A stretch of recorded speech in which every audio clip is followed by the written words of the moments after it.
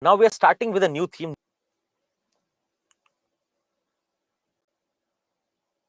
Your discussions on essay yesterday, and now this is, if you look, social issue is a part of your GS paper 1, and social justice is a part of your GS paper 2. If you look at the syllabus of paper 1, you'll find that along with your history and culture, you find society mentioned here, and therein you have these topics which need to be discussed, which start from salient features of the Indian society to diversity of India, and we'll come to these topics, what all has to be discussed here.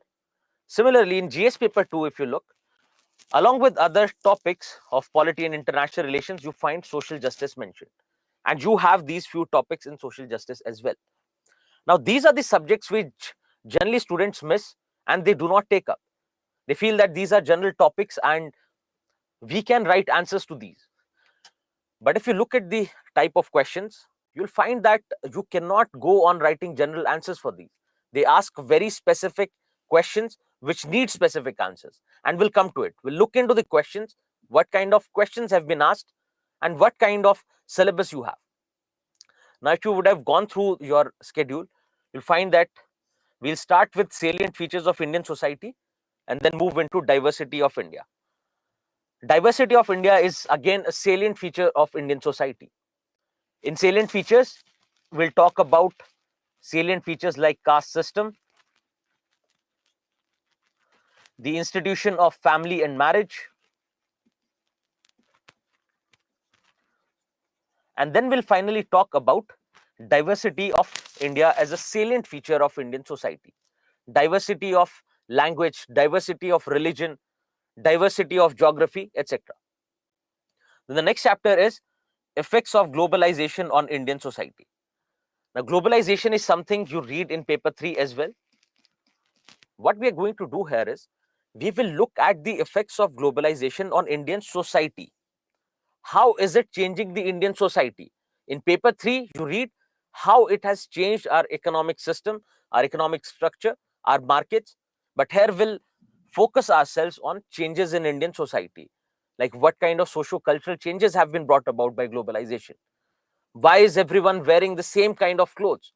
Why is everyone speaking the similar kind of language, even though we have diversity?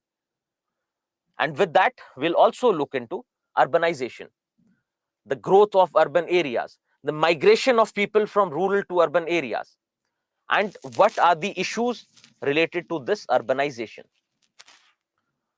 Then we'll discuss the role of women and women's organization.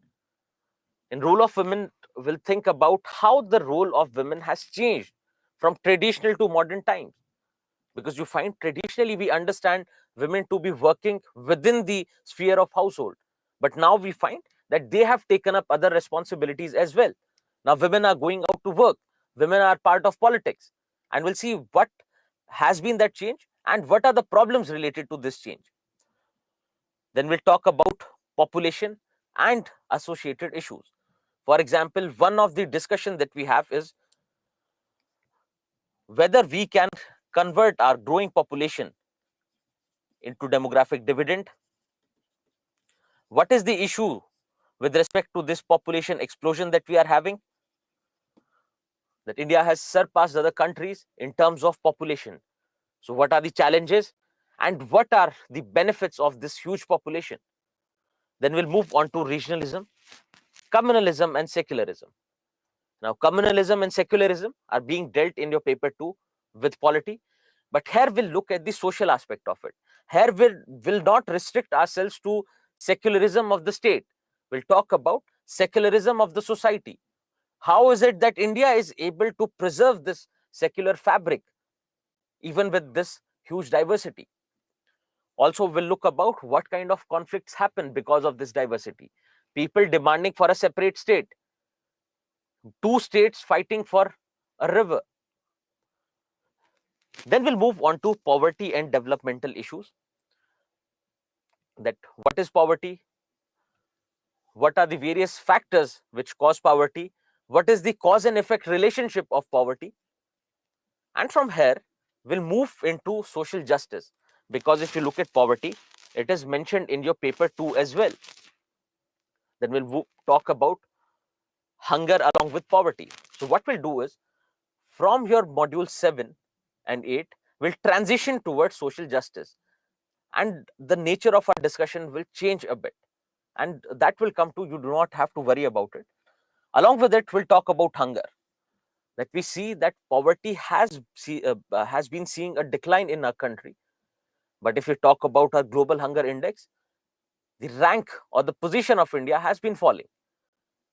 What is this divergence with respect to poverty and hunger? And how is it that the government is taking steps to fix this problem of hunger and poverty in India? Then we'll talk about two sectors. One is health and the other one is education. That what are issues related to our health? What is our national health policy? What kind of policies and programs the government of India has taken up to fix these issues? And we will deal with education in a similar manner. That our education system, we say that is not is not doing well. The learning outcomes have been poor. A lot of our students do not enroll in higher education. So we'll highlight these kind of issues, and then we'll see what the government is doing to fix these issues. And we will also critically analyze those policies and programs of the government. And along with the health and education, we'll look into the human resources that are involved. So for example, in health, your human resources are doctors, nurses, etc. In your education, you have your teachers. So what can be the suggestions to make it better? And also for human resources, we'll look into skill development. Now, with our huge population, we have a responsibility to educate them, to skill them, so that they can get a gainful employment, so that they can contribute to the process of development in a country, and in turn empowering them. Then we'll talk about development process and development industry. That yes, government has to play a role when it comes to development of the society at large. But what can society do? How can civil society contribute to this process of development? Wherein we'll discuss about NGOs,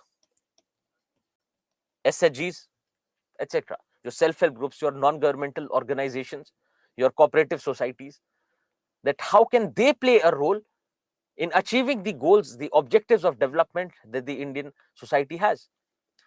And then finally, we'll talk about various schemes related to vulnerable sections and how we can approach them, because we have a lot of schemes for vulnerable sections, various policies, programs are there, but still we are not able to achieve the objective that we want.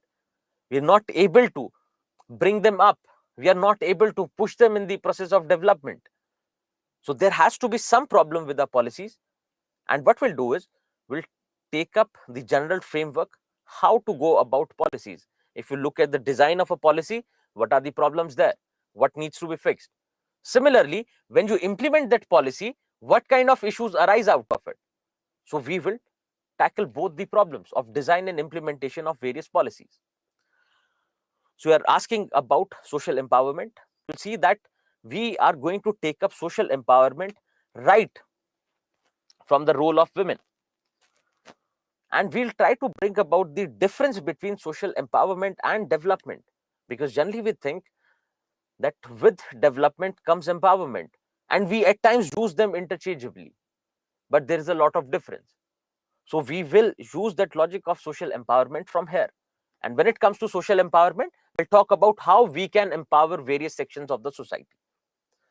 So this is the basic introduction of your syllabus.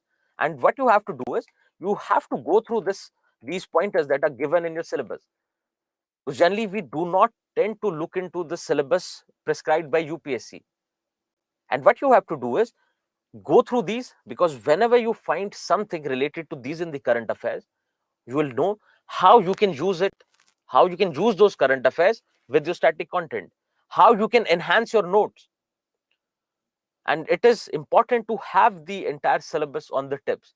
You should know your syllabus very well, because the syllabus tells you about the intent of UPSC. In what direction are they going to ask questions? Is it that I've missed on a particular topic? So you have to definitely go through the syllabus and remember it. So go through the syllabus multiple times.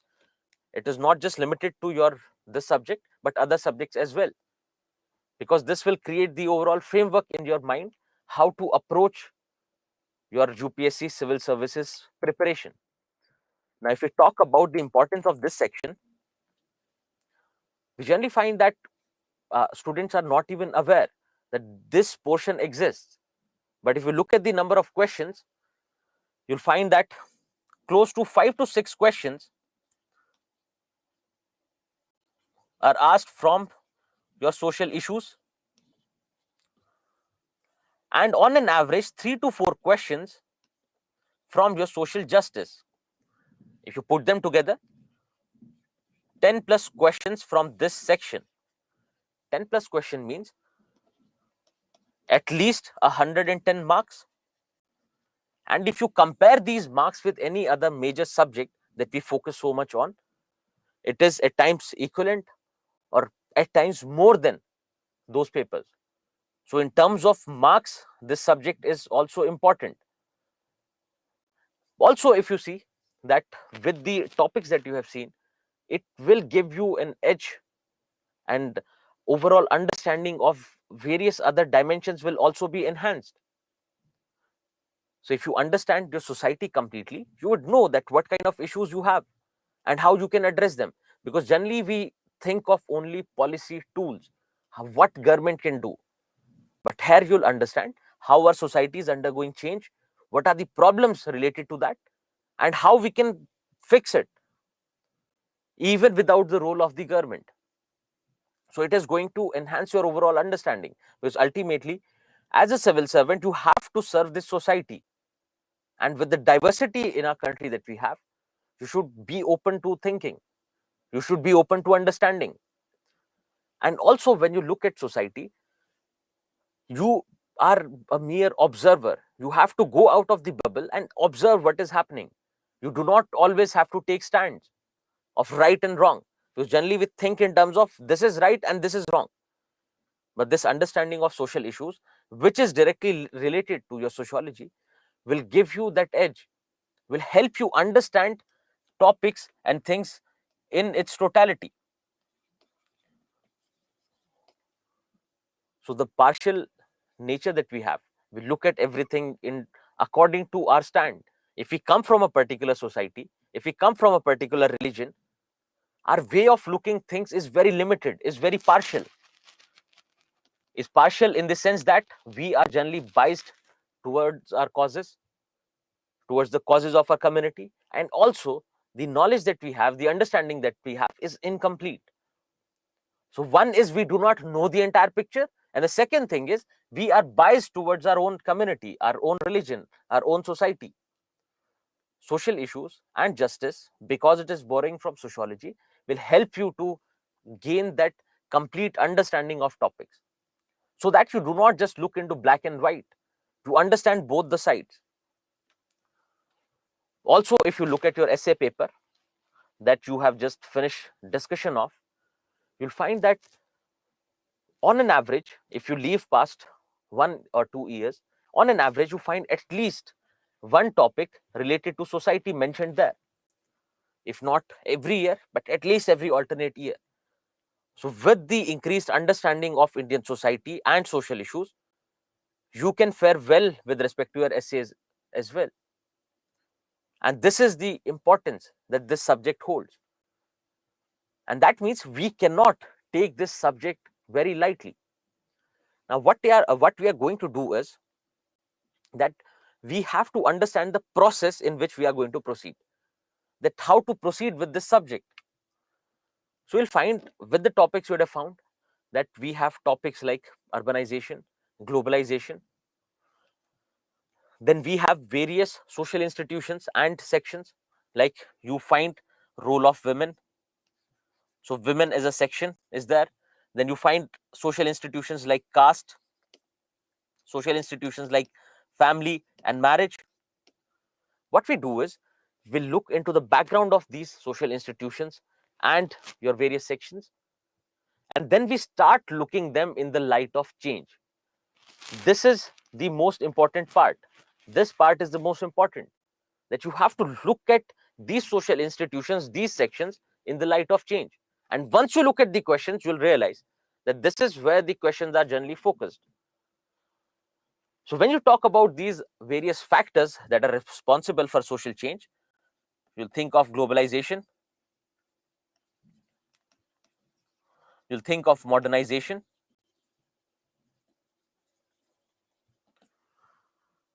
similarly we'll talk about what is secularization and what kind of changes are happening in our society. So to understand this simply, just think about the society that you live in. As it was 10 years ago, 15 years ago, it was a lot different. It was a lot different in terms of diversity of people. It was a lot different in terms of how many people were living in your area. It was different in terms of what kind of values, traditions we used to follow, what kind of clothes we used to wear, the language we used to speak. So everything has been undergoing change. And it is this social change out of which various issues arise.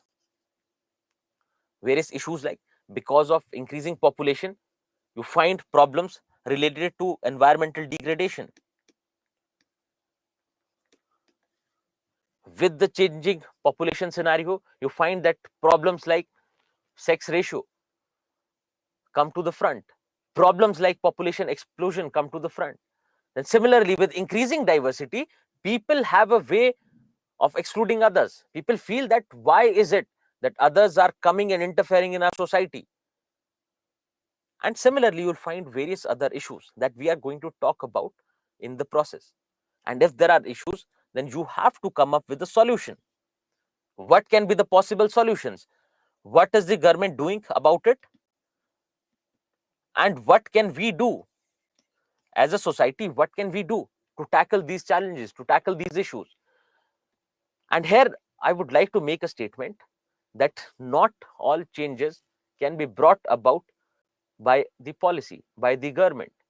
Because generally we feel that we have elected our governments, they are our representatives, and let them deal with it. If there is a problem, it is the government which has to deal with it, without realizing that we as part of this society have a responsibility towards our society, and we have to play that role. We have to help our society to come out of various issues, various problems. So if there is issue related to environmental degradation, it is not just government which has to provide subsidies, etc. It is us as well. We also have to make changes on an individual and social level. So this is the way in which we are going to proceed. What we'll do is we'll look at various sections of the Indian society, like women, elderly, children, etc. Then we'll take up various social institutions and we'll look at everything in the light of change. What is changing? How is it changing? And what are the issues associated with it?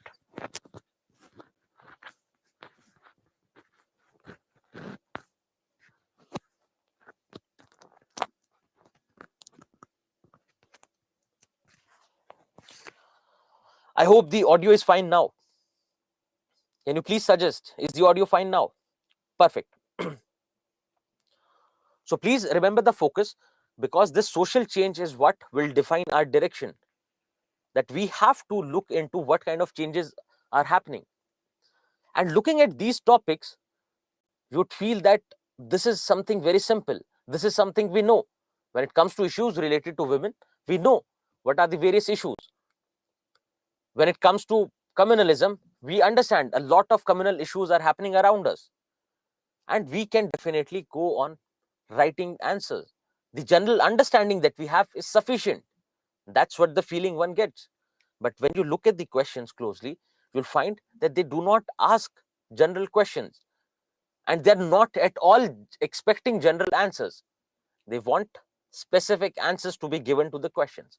Just think about it. They're talking about empowering women is the key to control population growth. Discuss. So if we empower women, how would it lead to control in population growth? How can empowering women have an impact on the population growth, on the rate at which we are growing our population. So you see that women and population, two different chapters that are mentioned here, interlinked. One thing. Another thing is, you find that they are asking about a specific thing. Because generally, if I ask you, what can be the various reasons to, what can be the various ways in which we can control our population, then you'll start coming up with, say, policies, one child policy, for instance. You'll talk about contraceptive measures. But now they're asking a very specific question. They're asking how women empowerment can become a key to population growth. So rather than expecting a general answer, they have asked you a particular question and they expect a particular answer. So yes, we generally say that education with awareness, we can control this menace of population growth. Similarly, they're talking about vicious cycle of gender inequality, poverty and malnutrition. How can we break it with self-help groups? And you would have seen that for the past 2-3 years, self-help groups have been in the news, and they're asking a question relating your self-help groups, that is a part of your paper 2, to gender inequality, which we will discuss in paper 1, then poverty, which will again be discussed in paper 1, and malnutrition. That how can these self-help groups, which are generally started and which generally have women members, how can they help us in achieving the goals of gender equality? How can they help the society get rid of problems like poverty, hunger? So again, a specific question, that too cutting across paper lines. Similarly, discuss the positive and negative effects of globalization on women in India. Because when we look at globalization, we think about various economic changes that globalization has brought about. The entry of multinational companies, the liberalization of our trade, availability of multiple choices. You have multiple smartphones to choose from. You have multiple brands to choose your clothes from. And this is how we understand globalization, the coming together of the world. But they are asking about its positive and negative effects on women in India. So if you find this question, if you go with the general understanding, yes, you can answer this question, but you cannot come up with a specific answer. You would not be ready to write this answer, because you would have to sit and conceptualize that what can be the positive impacts on women and what can be the negative impacts. And in conceptualizing that answer, it'll take you a lot of time.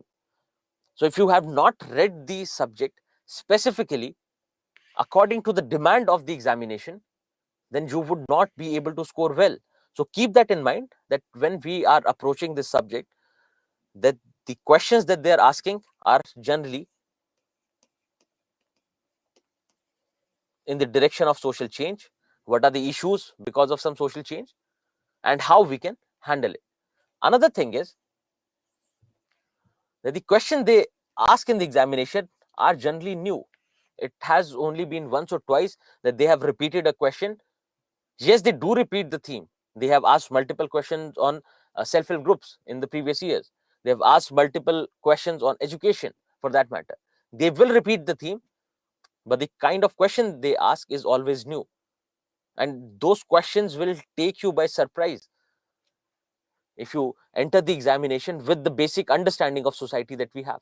So we have to deal Indian society and social issues in a specific light. What are the various themes? What kind of questions have been asked in the past? And how I can approach this? And with this, we come to the part of your self-study, how you have to go about it. So what we are going to do is that we will look at various social institutions, sections of the society, and look at them in the light of change. We'll talk about what kind of changes have been brought about, what are the issues, what can be done to tackle those issues. Then what you have to do is, with this understanding that you are going to have in the classroom, you have to, one, prepare your notes, read your standard book, that I'll discuss which standard book, and then also look into previous year questions. We are going to cover previous year questions in the classroom to give you a glimpse of what kind of questions have been asked and whether the understanding that you have achieved from the classroom discussion, whether you are able to answer those questions or not. Because this is the ultimate test of whether you have understood something or not. So when you look at the questions, if you are able to answer it, then yes, you have understood it well. Yes, you can write your answer well. But also, just understanding would not be enough. You can understand the concept very well. You might have an approach to the answer that this is how I'm going to proceed. But if you do not practice, if you do not write answers, ultimately everything will go in vain. Because in the examination, you have a challenge of writing these answers in 8 to 10 minutes, which is not a lot of time. And it is only with writing practice that you can achieve that speed, you can conceptualize your answers better. And what we'll do is that whenever we look at a question, we'll try to consider your opinion first. We'll ask you, how are you planning to approach it? Because generally you find students struggling with how to write an introduction, what the body part has to look like, whether I have to write in pointers, whether I have to go with paragraph format of writing. So what we'll do is we'll engage you in those discussions, and we'll see that over a period of time, with 3, 4, 5 classes, you'll be able to understand that what can be the right kind of introduction to an answer, how to conclude an answer, and all those questions will be answered, because this is the general problem that everyone faces. So we are going to focus a lot on writing practice. We are going to look at a lot of questions and try to understand how to approach these questions. So what you have to do is you have to understand the basic concepts in the classroom. You do not have to worry about making notes during the class. What you have to do is you sit and understand. All you have to do is, if I'm giving an example and you feel that you might forget that example, just write it in your notes. Write it in your rough notes for now. And when you revise it, make your fixed, complete notes. Now, when you talk about the notes do not have to be static, because looking at the topics, you find that it is about women. Yes, the role of women has been changing over the years, but it would not change so much in these 2, 3, 4 years of your preparation. Similarly, the concept of secularism is going to remain the same. Population growth has been a problem and will remain a problem for time to come. So do not think of it as that, okay, let's limit my notes, let's have static notes, and that would do. What you have to do is you have to keep adding current affairs here, because you'll need examples to substantiate your answer. If you talk about women, the sex ratio has been changing. There'll be a new survey that will discuss what are the new problems that women are facing. Then you'll find that your national education policy has come out. They'll go on implementing those programs. They'll remain in current affairs. And the question is asked from the current affairs. And particularly in paper 2, it is your current affairs which is important. And for the sake of paper 1, what you have to do is, say you make your notes like this. You leave a little space anywhere on the sheet. Use loose sheets so that you can add new content. And wherever you create your notes, leave a little space for you to write new and current examples, because these new examples will help you gain more marks. The examiner or the evaluator will get to understand, will get to know that you are connected, you are aware that something is happening and you are relating it to your static syllabus. So please do leave space in your notes and write examples. Similarly, when it comes to paper 2, social justice, you'll find that a lot of it is dependent on current affairs. The kind of questions that they ask are directly picked up from current affairs. So what we'll do there is we will understand the basics of everything. We'll try to incorporate all the current affairs that have happened in this year till now, till date.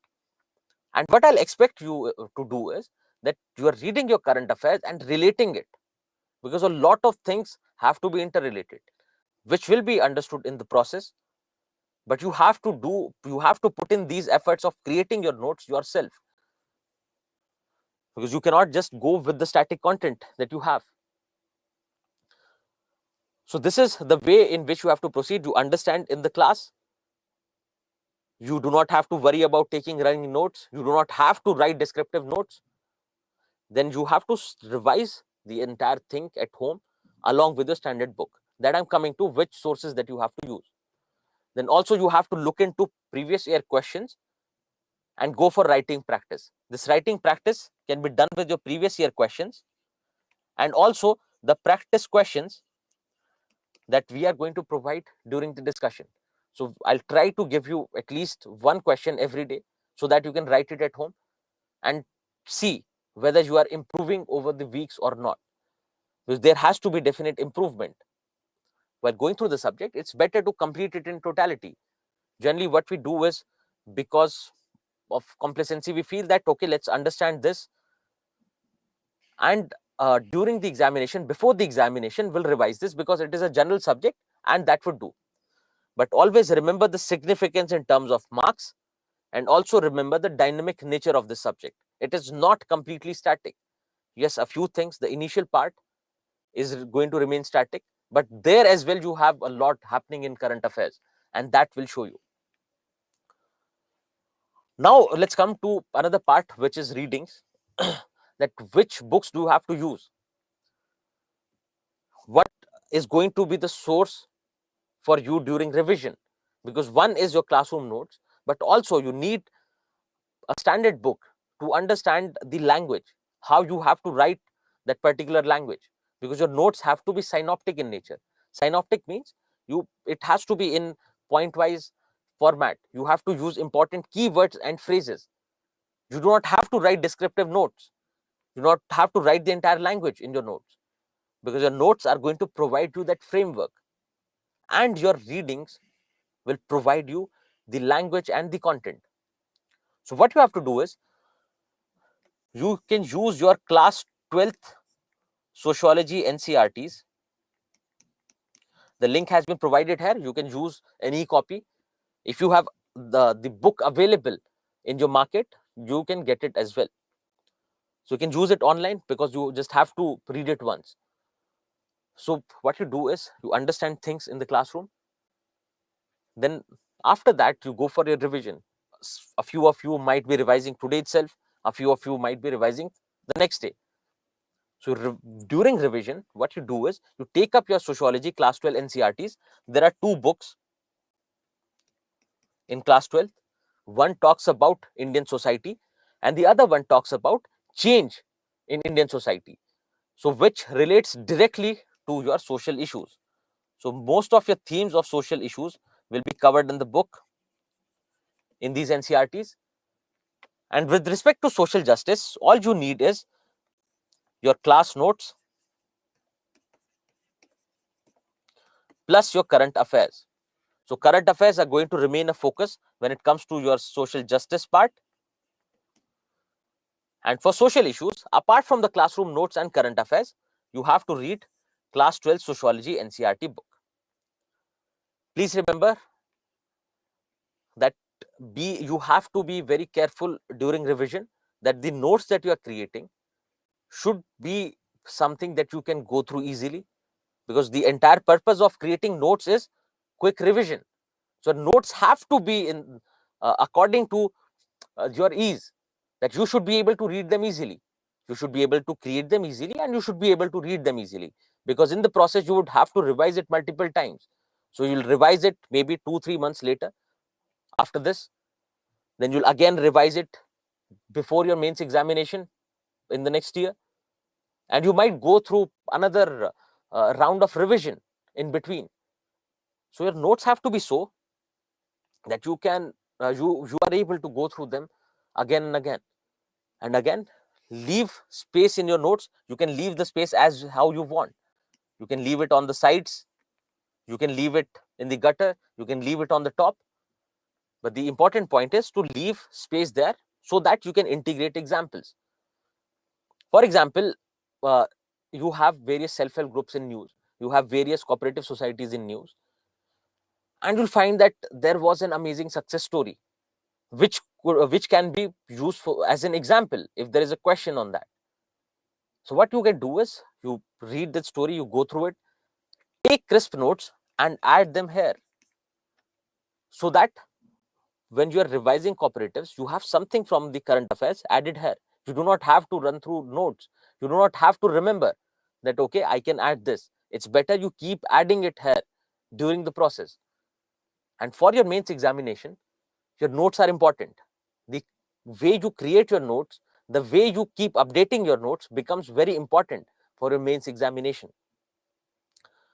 So this was a brief introduction to the syllabus, how you have to go about the syllabus, what is the syllabus, how you have to integrate current affairs, and you'll have more understanding about integrating current affairs while we are reading various chapters, while we are going through various topics, because then you'll be able to relate, this is in the news, this is something that I can relate with my static chapters. Then also what study material you have to follow. And also please do go through your ARM after the class, because it will answer a few of your questions, because we have students from various levels here. A few might not be very well versed with other subjects, because the understanding of society assumes that you have understood everything very well. You have an understanding of polity, you have an understanding of geography, you have an understanding of history. This is a basic assumption when we are reading social issues. So there might be a few themes that you might not have already touched upon. So your ARM will go a long way in clearing those doubts. And again, I believe that most of the students here have gone through the other major subjects at least once, so that if we use a term here, if we relate something here, you'll be able to understand that, yes, I know this and I can relate here, because we cannot go on entering the domain of other subjects. And in social issues, you'll find that more often than not, we have to touch upon various themes. We'll talk about a lot of economics while going through globalization. We'll talk about a lot of economics while going through poverty. Similarly, when it comes to women, we have to get into the domain of history. Secularism and communalism will be related to polity and constitution. So every topic that is mentioned here is related to society. And when we talk about society, society has various dimensions. Now let's understand basics of society. What is society? And you do not have to remember anything from here. This is just for the sake of your understanding. I'll tell you when you have topics which start from your syllabus. Your first topic will be your salient features of Indian society, from which you would have to remember. Now it is just for the sake of your understanding, so that you understand what you are going to read. Now, if we talk about society, what is the meaning of society? Is it the society that we find in current affairs, that you have, say, you have Red Cross Society? Then is it the society that we find in international relations? What is the basic meaning of society? Because you can find various manifestations of society around you. Because at times you say that we belong to this Indian society, then you say that I am coming from a rural society, I'm coming from an urban society. So this word is being used interchangeably. And how do we understand society? The basic that you have to know is that there has to be a group of people to constitute a society. Now, this group of people must be sharing a common culture. Common culture like speaking the same language, wearing similar kind of clothes, having similar kind of norms in the society. So a shared culture. They must be living in some part. They must be living in some area.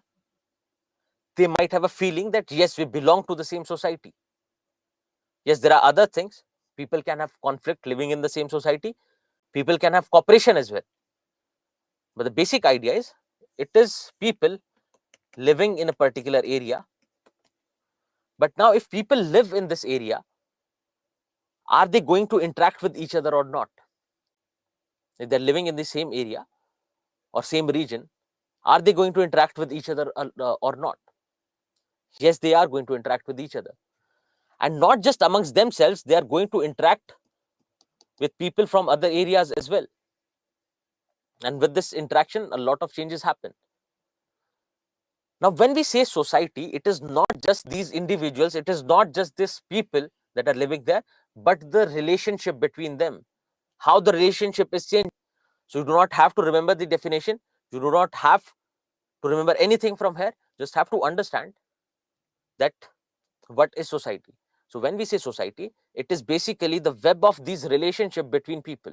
It is not just the sum total of people, that there are people living here and all these people constitute society. Yes, they do, but along with it, you have to add this web of social relationships. How do they interact with each other? What kind of relationship they have with each other and with the collective? Collective in the sense, you have these individuals, they can interact amongst each other. Now, one individual can interact with the entire collective as well. So, if you are living in a society, say on the basis of your age group, you'll find that there are people, there are old people, there are young people, there are children, there are newborns, and everyone is interacting with each other. There is interaction happening. But also, you find that this society, this group of people have certain norms. They believe in a few things. For example, respecting your elderly is something that everyone believes in. But if you interact with the society in a way, if you interact with this collective in a way that you are not keeping those norms in mind, you're not respecting the elderly, you're not being respectful, then the relationship that you have with the collective will change. It is not just the relationship between the individual, it is also the relationship of the individual with the collective. It will become simpler, because right now we're talking abstract terms. It will become simpler when we proceed ahead. So society is a group of people and the web of interaction between them. Now the society has various features. If you talk about these individuals, now these individuals, you will find similarities. For example, people coming from the same caste, similar caste. People coming from the same religion, similar religion. People speaking the same language. So what is that? They'll have various similarities, likeness. Then also people will have differences, differences in age, differences in religion, differences in culture, differences in the way we speak, differences in the way we experience each other. So a society will have both likeness and differences. And based on these likeness and differences, you'll find conflict and cooperation. So you cooperate with each other to maintain the social harmony, but at times there are conflicts as well. People fighting in the name of religion, people fighting in the name of language, people having conflicting views when it comes to how the government should be, what role should the government perform. So there can be various forms of conflict and cooperation in the society. So experiencing the same culture, having similar cultural traits does not mean that it is all cooperation. You will definitely find conflict as well. So this understanding is important for you to understand that whenever we look at any kind of interaction, say the way globalization is interacting with the Indian society, it is not going to be all happy thing. It is not going to be all good. There will be negative dimensions as well. That the interaction is bringing about negative changes in the society. The interaction is leading people to go for backlash against globalization. People saying that this force of globalization has homogenized all of us. Now we are speaking the same language. What happens to my traditions? What happens to my traditional language, my culture? So people will also come up in conflict with respect to globalization. And in general, you'll find that you have both cooperation and conflict in the society. Now, again, the idea of society is abstract. Now, is this society something that you can touch? Yes, you can go on touching people if you feel like. You can go on touching people, but can you touch? Can you physically touch the relationship that they have? Can you physically touch the entire collective? No. So this concept is abstract. You might not always find physical manifestation of society. So yes, it is people. Think about a social movement, an online social movement. Think about Black Lives Matter. So it is happening physically there, but it is happening all over the globe online. So now there is a society that is formed. People on the basis of likeness, there are people from various regions on the basis of likeness, they're coming together to protest against something. Now it is very abstract. Can you say that this is the society? Similarly, if we say rural society, you'll find that you have rural areas across the country. They have differences, they have similarities. So the basic similarity is agriculture. The basic similarities is traditional way of living. Another similarity can be joint family. But can you say that you can touch this rural society? Can you touch this urban society? No. So it is abstract in that sense. Then society is a process, not a product. So when we say that the people are interacting amongst each other, the people are interacting with the collective, there are social changes that are happening, people are interacting with other societies. This is very dynamic. This process is happening every day. And we cannot say that this is the final product. So for instance, if we say we are living in a modern society, where do you draw the line? Where do you say that this is modernization? This is where modernization started, and this is where modernization stopped. And now this is your modern Indian society. You cannot, because you see that a lot of changes are happening now again. We are changing our value system. There is invention of new technology. So this society is always under change. It is always a process. It has to be understood as a process and not a product. So when we say rural society, that rural society is also undergoing change. The rural society we had 2000 years ago is not the same that we have today. So this society has to be understood as a process, and this will help you understand that you do not have to limit yourself when it comes to society. I'll tell you when the time comes, but you understand this as a process and not a product. Now society provides a system of stratification. Understand this simply. Do not worry about this word. This word will be defined and taken care of in the future classes. Do not worry about this. Just understand simply. Just think about the way we have a conversation with our parents and the way we have a conversation with our friends. Similarly, the way you speak to your boss and the way you speak to a colleague, the way you speak to your teacher and the way you speak to your fellow students. Isn't there a difference? Similarly, on the basis of age as well, we treat everyone differently. Now, the basic idea is that society has a way of keeping people in hierarchy on the basis of various traits, on the basis of their wealth, on the basis of their age, on the basis of their role in the society.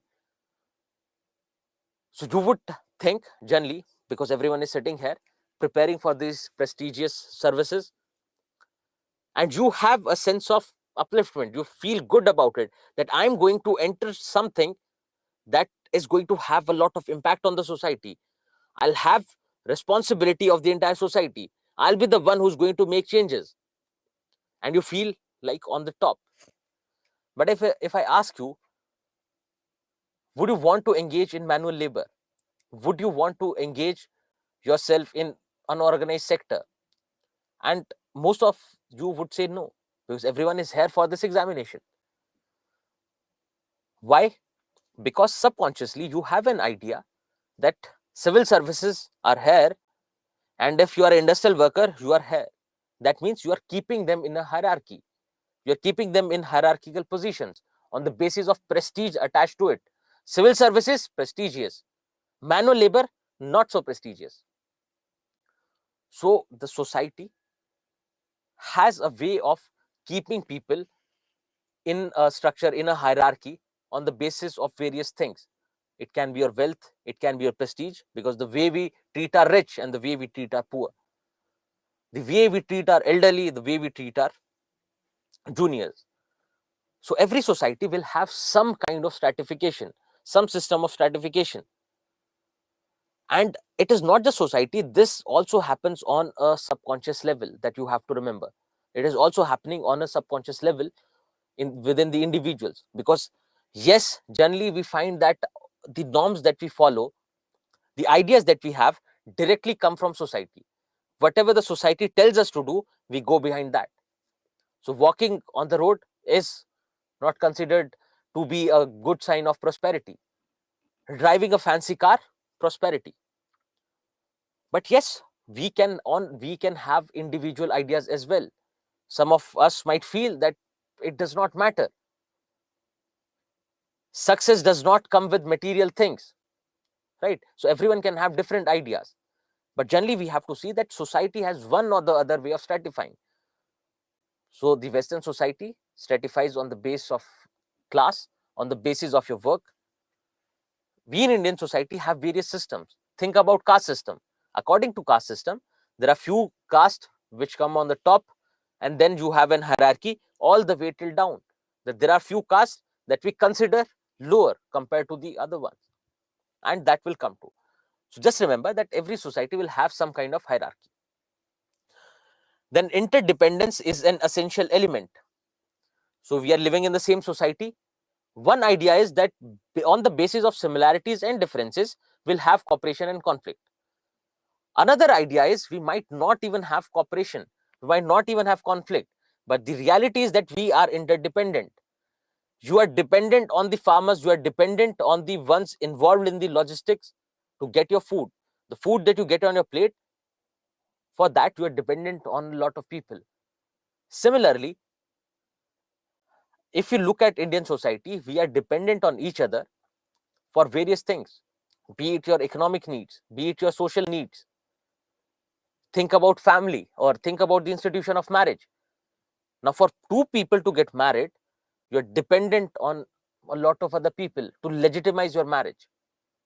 So it is only a new concept wherein people do not seek legitimacy of the society. People do live in relationships, do not get married. But generally, the basic idea is that you are seeking legitimation from the society. So you are dependent on them. So you are dependent on individual level. You are dependent on a social level as well. And then society sets the norms of conduct. The way we conduct ourselves, the way we speak to each other, everything is decided by society.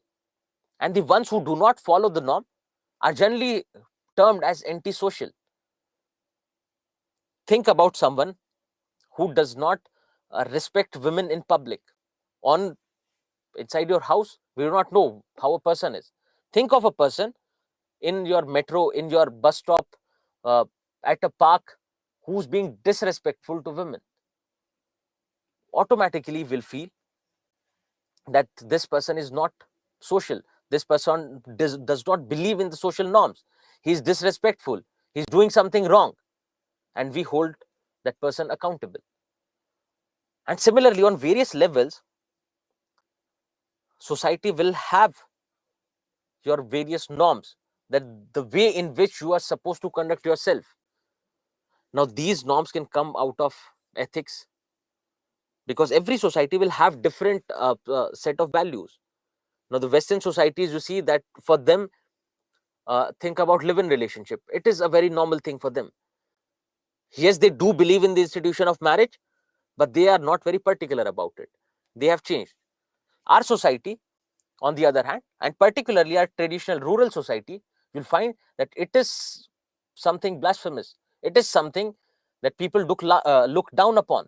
That how can a girl and a boy stay together without getting married?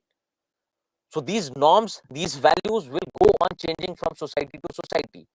It is not just if we compare India with international society, but within our society. So if you go from rural to urban society, norms and values differ. Similarly, within the same society, even if you're living in urban setup, within the same society, you will have different norms. So on the basis of class, for example, say some of you might be living in Mumbai, Delhi, bigger cities. You might be living there with your family, and your family would have more or less a traditional way of conduct. You must be believing in the traditional values. Yes, you can get modernized, but you must have some faith in traditional values. On the other hand, if you look at the affluent, the rich, the business class, your film stars, they're living in the same society but experiencing a different culture. They have a different culture. They have different norms.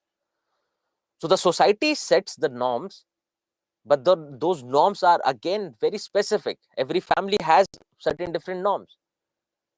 Every individual has a personal set of conduct, their ethics. Similarly, these norms will go on changing from society to society. So yes, with respect to alcoholism, with respect to same-sex marriage, every society will have different norms. And the norms start from the individual and they go on till international global society, because we follow a lot of global norms as well. Now, think about modernization.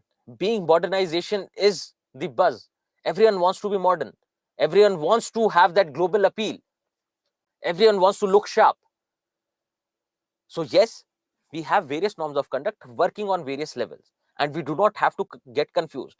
This is to open up your understanding, because more often than not, we try to put a blanket. If a person is coming from rural background, they'll have so norms. No, they can differ. Similarly, if a person is coming from a city, they'll believe in this, they won't believe in this, and we try to generalize. Now, sociology also tends to generalize things, and that's why we read sociology, so that we understand the general conduct. But it does it very scientifically. It does it on the basis of facts. It does it on the basis of stats. But what we do is, we do it with our limited understanding. We might not at all have experienced, say, the Northeastern culture, but we do have some conceptions about it.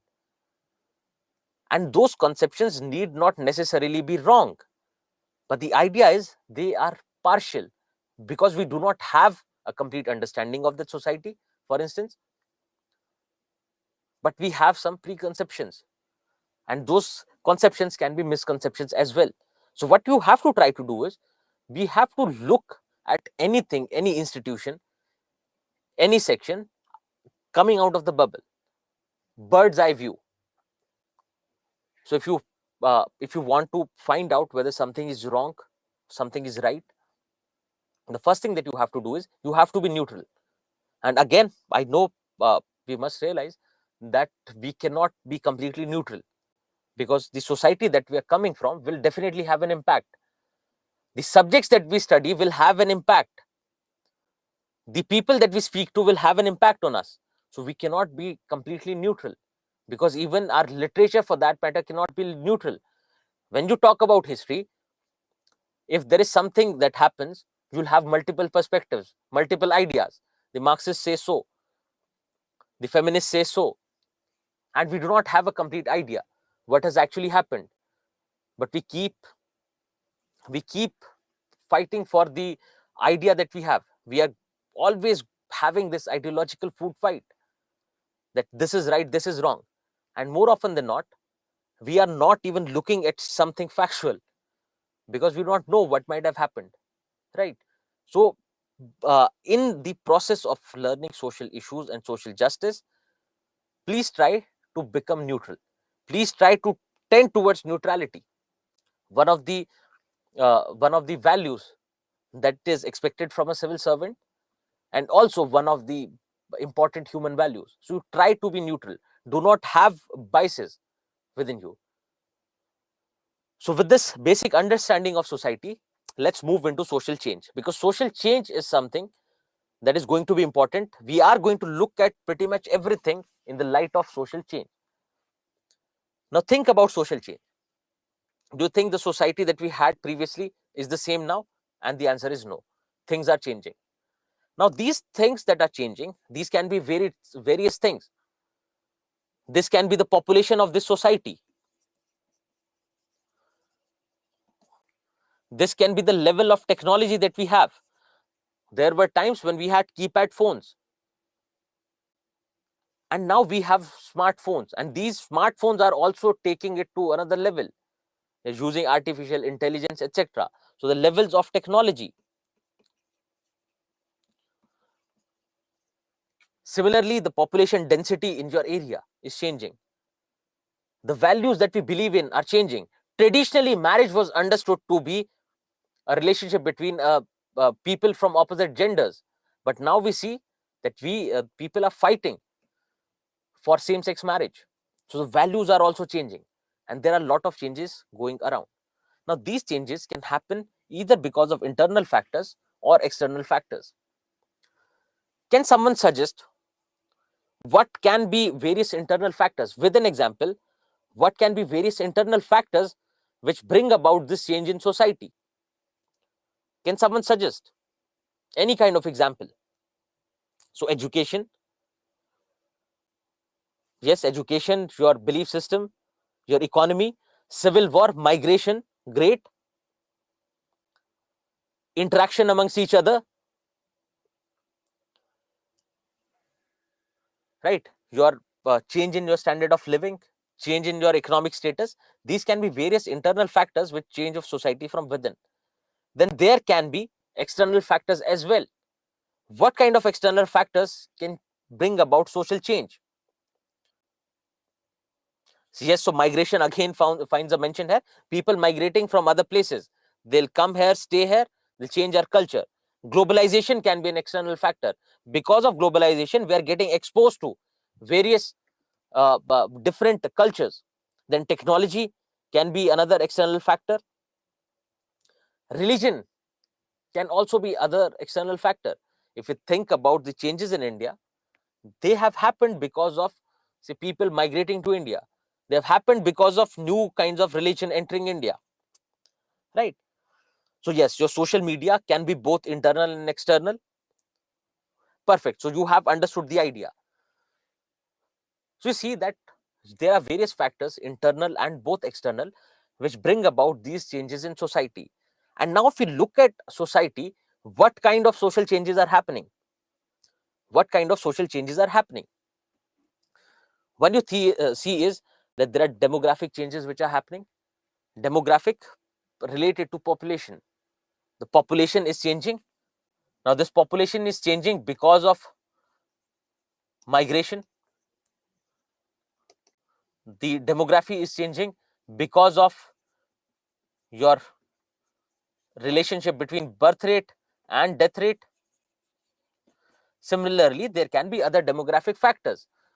Sex ratio is also undergoing change. What are these? Few demographic changes that are happening. Similarly, you'll find various economic changes happening.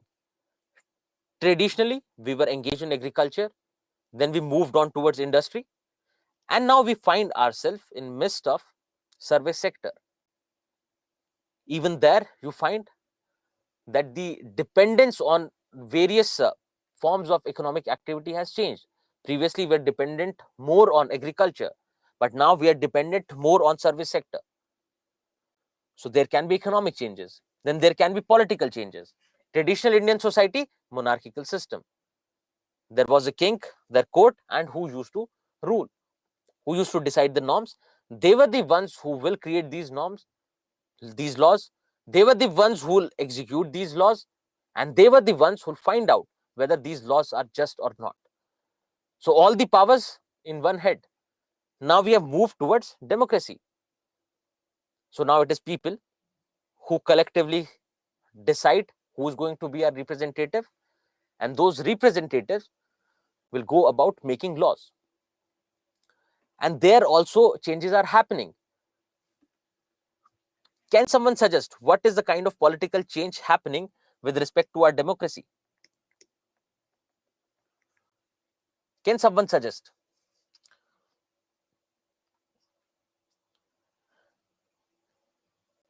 Yes, so we find that there is decentralization happening. Now we are moving towards grassroots democracy. It is becoming participative democracy. Then we have increasing role of women in politics. Yes. Then the level of corruption is changing. Yes, corruption was there. Corruption is there till today. But you find the level on which it works is changing. Now we talk about black money. Now we talk about Swiss account. Right. So yes, you can see negative changes as well. At the same time, we say that our democracy is deepening. We find, on the other hand, that now we have one strong party which is ruling, and we do not find a lot of scope for dissent and differences in the parliament. And you would have seen that the time of discussion that goes on particular bill has reduced a lot because fruitful discussions are not happening. Political awareness amongst people is increasing. Absolutely, yes. So yes, what we see is various political changes are also happening. Then we think of socio-cultural changes. Think of the language that we speak. Think of what is happening to our traditional norms. Think of what is happening to our institution of family. We were coming from a joint family. Generally, people used to live in a joint family in agrarian setup. Now we are moving towards new kinds of families. So one is nuclear family, but along with that, you have new kinds of families coming up. You have single parent families, right? You have live-in relationships. So there are a lot of socio-cultural changes also happening. Then think of technological changes. The level at which technology used to interfere in our lives has changed. Initially, we used to think of technology as a means to a faster and efficient world. Now it is technology that prevails. We need technology for our education. We need technology for our entertainment. We need technology to simply stay in our house. So our dependence on technology is increasing. And the level at which technological advancements are happening is also something to see. Then our education is also changing. The education system, say traditional Indian education system based in religion. Now, if you see that our education system is becoming more and more scientific.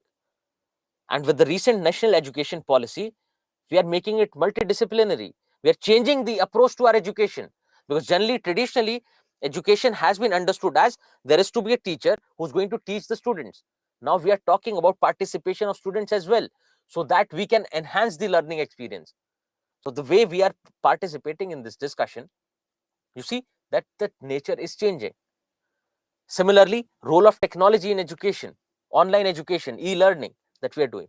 So there are a lot of social changes that are happening around us. And what we have to see is every change will have some positive or negative. Let's look at it briefly. Now, the changes in education, for example, online learning, digital learning, e-learning.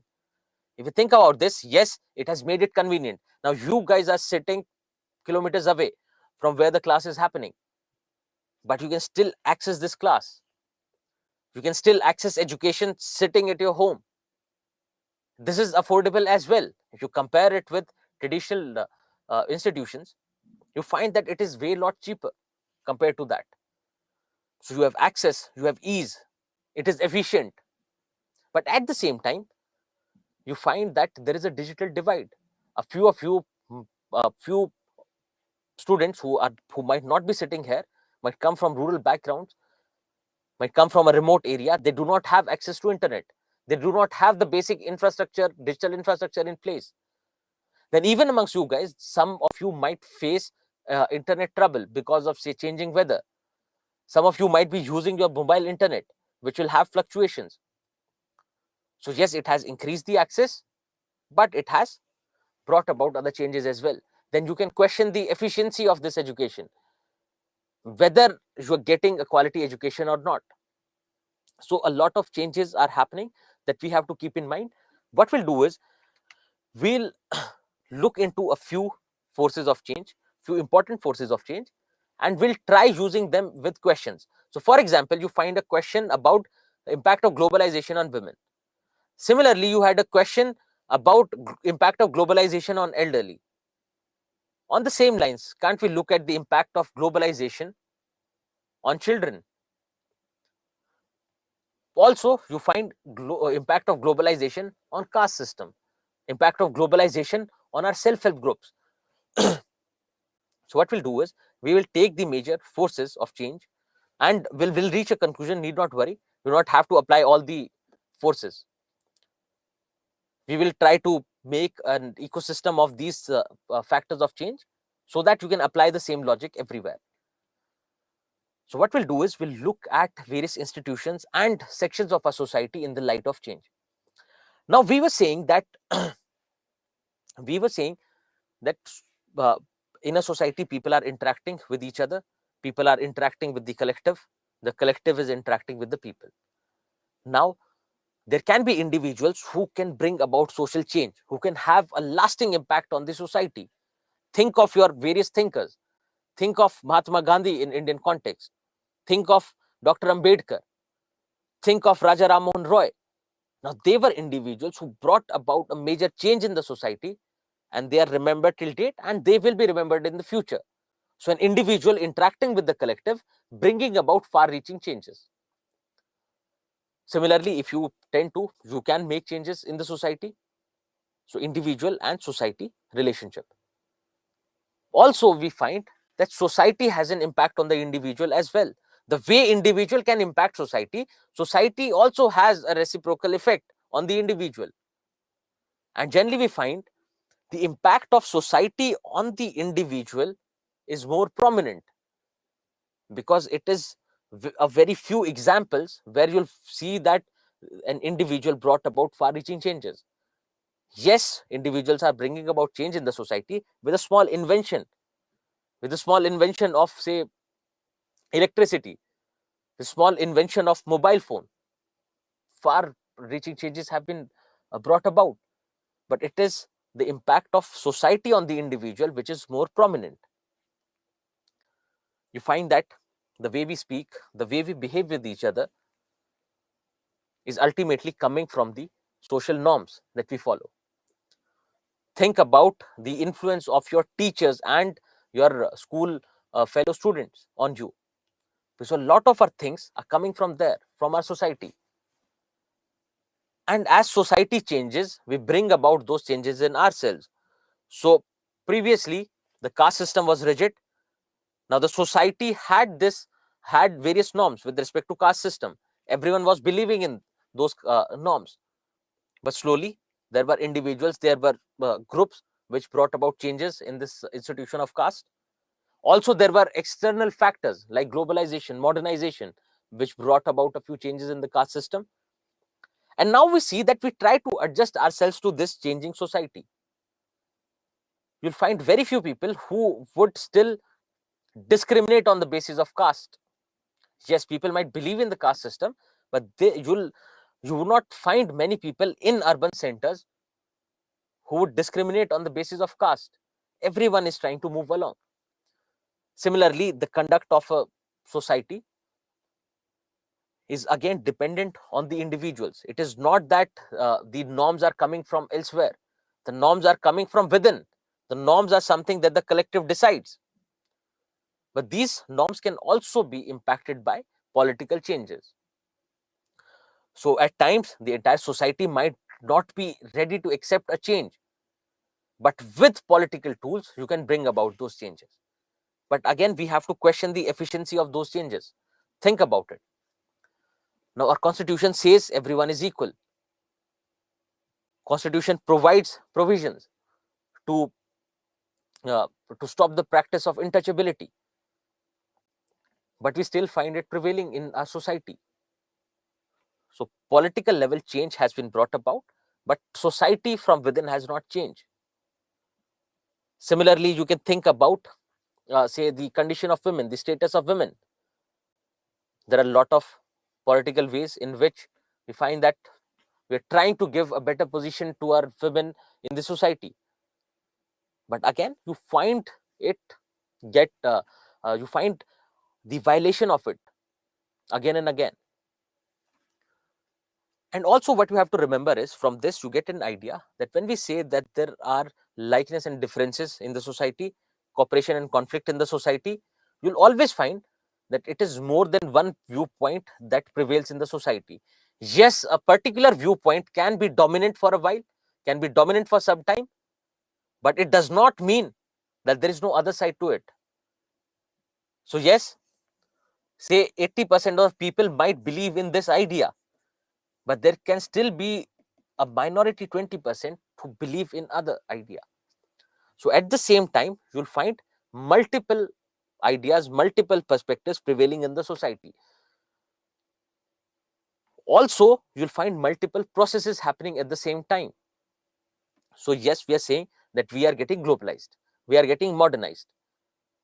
But don't you think at the same time, we have forces of conservatism on the rise as well. There are more and more people adding to that pool. There are more and more people who believe in the cultural superiority of Indians and fighting for that. Our fight against, or certain sections of the society fighting against various changes, like new festivals that we are celebrating today, the fight against Christmas, fight against Halloween. So a lot of changes are happening at the same time. So you have to remember, and this will come with the process, because now you do not have to try to remember these things. You do not have to try to remember that this thing will happen. But when looking at various topics, it will become internalized, that you'll always look for alternate perspective. And you might know that it is a perspective that majority do not vouch to, but yes, it exists. But that will happen in the process. So you need not remember everything. I'm just laying the basic groundwork for you to understand the future discussions. Now, so we said that individual will have an impact on society. Similarly, society will have an impact on the individual. And that impact that society has on the individual is basically called socialization. Socialization is the process by which we learn various norms of the society, the process with which we develop our values, because our values are ultimately based in various social norms.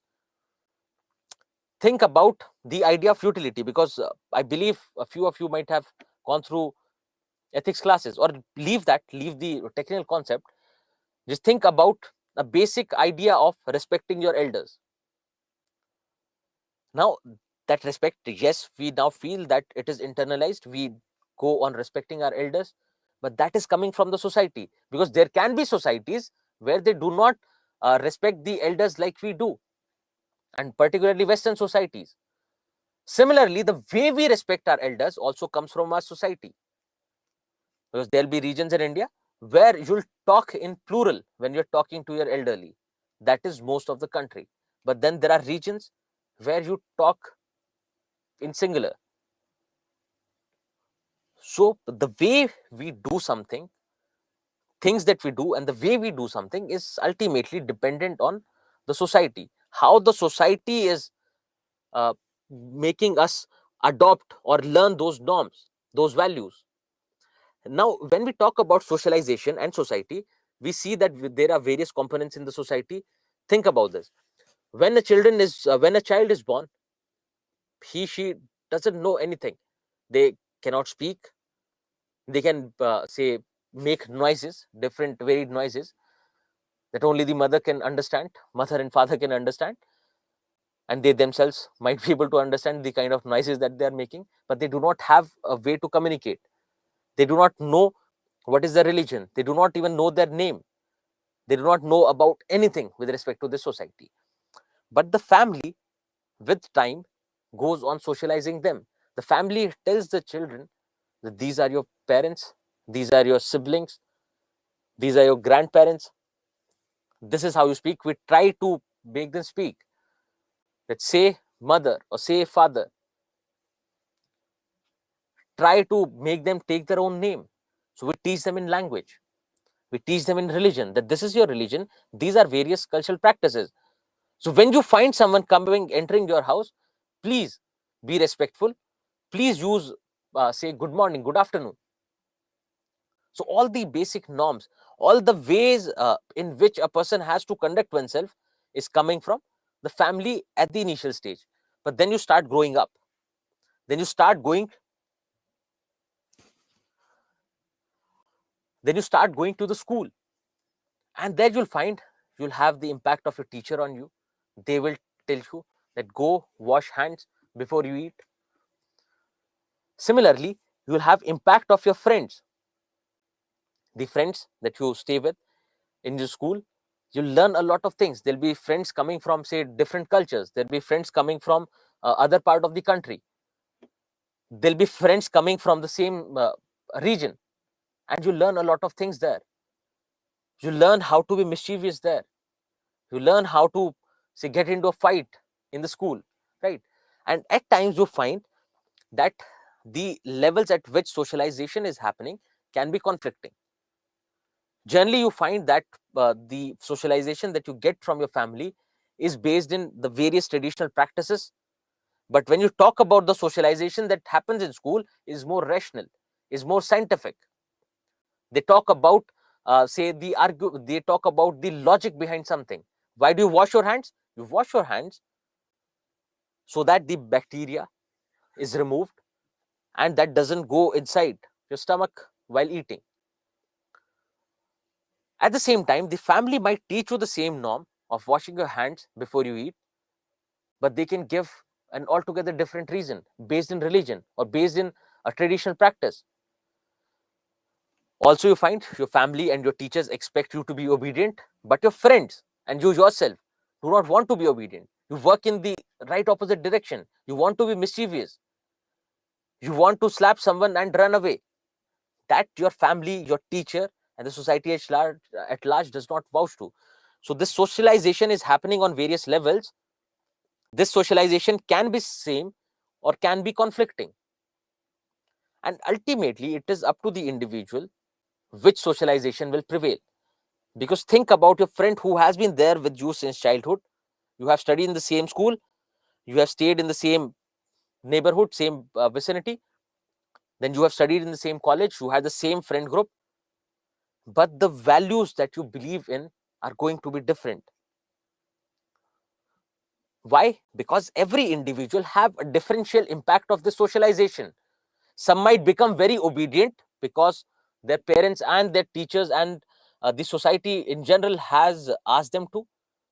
Then some can become very mischievous. Some can become at times antisocial, that they do not believe in these norms at all. So this socialization is going to have a varied impact on individuals. So I'll just write it here so that you remember. Varied impact on individuals.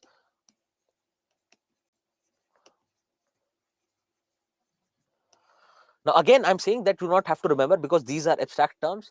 And when we start applying these to various concepts, to various sections, to various institutions, the process will become internalized. And our process or the way of teaching is going to be that of discussion. Rather than it being a one-way communication, it is going to involve you, engage you all. And please try to engage in these kind of discussions. Because generally what happens is that it is one-way delivery. You do ask your questions, that is different. But when I say engagement, what I mean is I would expect you to answer. I would expect you to try to storm your brain and come up with an answer. Because that is the only way to learn this subject properly. Because what I tell you can also be limited. And what you have to do is you have to start applying your own logic. Because at times, the kind of questions that you find, just think about a question on work from home. Now, work from home has become popular since your COVID times because of the lockdown. And now they asked a question about the impact of work from home on the institution of family. Now, if you look at this question in the examination, right now you might think that it is a normal question. It is something very general and I can write. But when you start writing, you would not find points to write. So if you look into this question, it is a very specific question. And this is a question that cannot traditionally be taught in the classroom. And there'll be many more questions like that. Cryptocurrency being asked in paper 1. And all these kind of questions will need you to have a very good conceptual understanding, which can come with engagement. So you have to try to answer the questions. And another suggestion is please do not look at the PPTs beforehand. Please do not go through the PPTs before lecture. Because again, this is a subject which has to be learned through discussions. And if you look at the PPT, you'll already have the answers. And those answers will come only generally, if not only, but generally out of remembrance. They would not come out of concept building. I want everyone to build concepts. So please try to engage in the class and do not look at the PPT beforehand. Okay, so yes, we will deal those kind of questions and as and when they come. Now let's start with our first topic, which is salient features of the Indian society. Now, if you think of salient features of the Indian society, think about your caste system. Isn't it something that is a salient feature of the Indian society? Isn't it something that is distinct, that is a distinct say institution compared to other societies? Similarly, the institution of family and marriage that we have,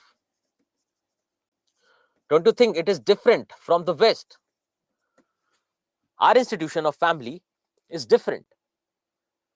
Then you think about the diversity that we have, and now this diversity will entail all the other forms of diversity, your linguistic diversity, your religious diversity that you are talking about, right? And we have diversity in forms of demography. We have people from different age groups, we have people from different genders, we have people come living in various geographical regions, we have people who have different set of values, we have people living in rural areas, urban areas. So we have a lot of diversity in terms of religion, race, culture, etc. So if you look at this part of diversity, let me clear this: you do not need to know all the cultures in the country, you do not need to know all the races in the country, you do not need to know all the religions in the country. What we have to understand is basic rules with respect to diversity, that yes, India is a very diverse country, but still we find unity amongst people, still we find people standing together as one. How is that possible? Because this is something that looks very strange to the Western societies, because you would find that most of the Western countries are very homogeneous in the composition. They have people speaking the same language, they have people following the same religion, at least majority of them. They do not have a lot of diversity. Similarly, yes, so Abhijit is asking, can we include class in the system? Yes, we will discuss class with caste, and we'll come to it. We will make it very clear. We'll make it very clear. So right now I'm just trying to keep it simple so that it does not get complicated. So in terms of our value system, we have a lot of diversity, but do we need to remember all the values and everything? No, because you possibly cannot. You cannot possibly remember everything, and it is not desirable as well. Plus, if you look at the questions, all they need is the general understanding, how you have to go about it. Because if you have diversity, does it necessarily mean that you will have conflict? That is one question. Another question is, if you have a lot of similarities, does that mean it will lead to unity? So all these kind of questions will be raised, and we'll try to answer those questions. So all you need to understand is the general framework. Now, before moving on to caste system, that will be our first salient feature of the Indian society, let's look at the classification of society on the basis of various factors. Now, one of the factor is on the basis of economic activity. Think of it as an evolution of the society. One is that all these activities are still prevailing. You find people who believe in hunting and gathering, you have your tribals. Then you have people engaged in service sector. Then you have people engaged in agriculture, industries. Everything is there. But to have a better understanding, understand this in like a process or evolution. So the initially, the first man, they would not know about anything. They would not have a language. They would not have, say, any knowledge about agriculture. It was mostly forested. So what they would do is, when they'll feel hungry, they'll go out in the forest, take some fruits, vegetables, and have it. But then there can be others where you do not have something to eat. You do not have, say, edible fruits or vegetables there in the forest, and they might rely on hunting. That they'll go out, hunt some animal, and have it. And this is also evolution, because initially they might not be able to differentiate between a poisonous mushroom and a regular mushroom or edible mushroom. So this is also a process of their learning. But you find that initially they were dependent on hunting and gathering. Then moving on, they realize that this is something that we can do on our own. We do not need everything in one place. What we can do is, we want to have this specific thing, and let's start growing this, which led them towards agriculture. Because the difference is, in agriculture, you will have specific crops. You will remove the forested land, you will clear the forested land, where you have a lot of diversity with respect to your flora and fauna. You'll clear that land and you'll start growing a similar crop on that field. Then we move toward agriculture. Our agriculture also became more and more productive, more and more efficient over the years. Then you had role of technology, you had new equipments coming up, you had the spread of agriculture increasing. Then post that, if you see, after the industrial revolution, during the industrial revolution, we had new technologies coming up. With that, we transitioned into industrial economy, wherein we were more reliant on industries for our basic necessities. So with the raw material from agriculture, we started producing various products. Similarly, for example, the cotton that we were getting from agriculture, initially it was spinned and everything was done by hand. Then we got industries, then we got technology, and we started producing everything on a mass scale, and we transitioned into industrial economy. And slowly now we see that we are moving towards post-industrial society, which is based in your service sector. That now it is not the product that matters. Now our economy is dependent more and more on services. And also the cultural values, norms are also changing. While transitioning from these societies, everything, culture, norm, everything is changing. But you understand this, that the basic economic activity initially was hunting and gathering, then we moved towards agriculture, industry, and ultimately towards post-industrial society. Now, another thing is that there are differences with respect to these societies. One thing is, right now we're living in post-industrial society and we have a mix of everything. Everything is present. All kind of economic activities are there. So yes, the major economic activity or the major, say your GDP is contributed by your service sector, but it's not that other forms of economic activities are not available. They are also there. And to see that there are differences in these societies. For example, if you compare agricultural society to industrial society, you'll find a lot of differences apart from economy. Can someone think of other possible differences between an agricultural and an industrial society apart from economy, apart from the economic factor, anything else?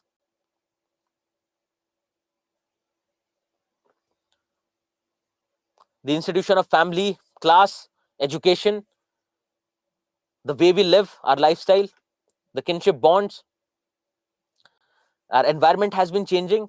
Great.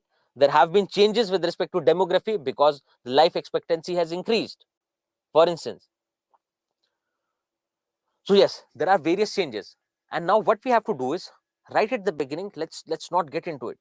Right at the beginning, let's not get into the differences, because yes, you can ask what are the differences between industrial and post-industrial society. But what we'll do is, after we are done with caste system, family and marriage, then we'll get back to this. Because by that time you would have understood, if you want to see what changes have happened in a particular institution, how do you do it?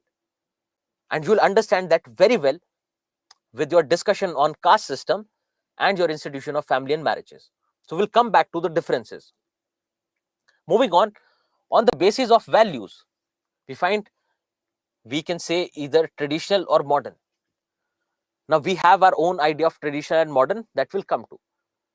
The next idea is based on residential trend.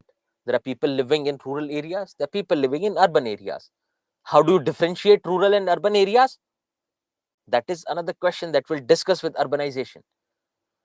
Then there are people still living in, still believing in the tribal way of living, either living in the forest or moving from one place to another. The society, tribal societies generally, either they go on moving in search of various economic activities from one place to another, that you generally call nomads, else they stick to the forest or the habitat that they are naturally living in. So different way of living based on the residential trend. Now first thing that we'll do is, we will discuss on the basis of values. Other things will fall in place, other things you will be able to understand. One is this rural urban divide, and the differences with tribal will be covered with urbanization.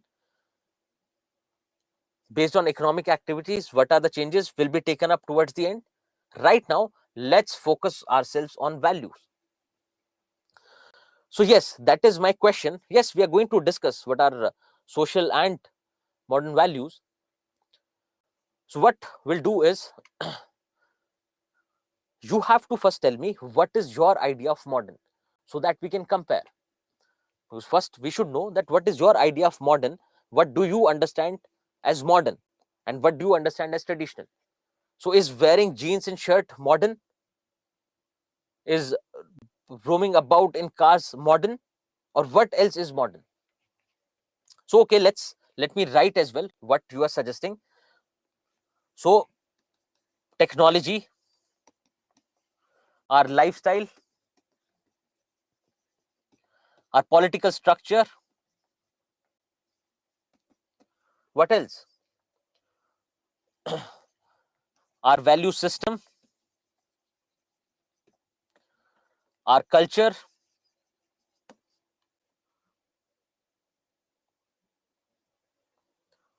Yes, so you can definitely relate modern to climate change as well, because climate change has been there, but the pace of it has increased. So yes, some are relating it to various values like liberty, equality. Great. So our behavior with people, etc. Industrial growth, great. The role of technology, the way we look at our society. Also, someone has written secularization, that we are becoming more and more secular, and we'll come to that. We are more logical, we are more rational now. Great.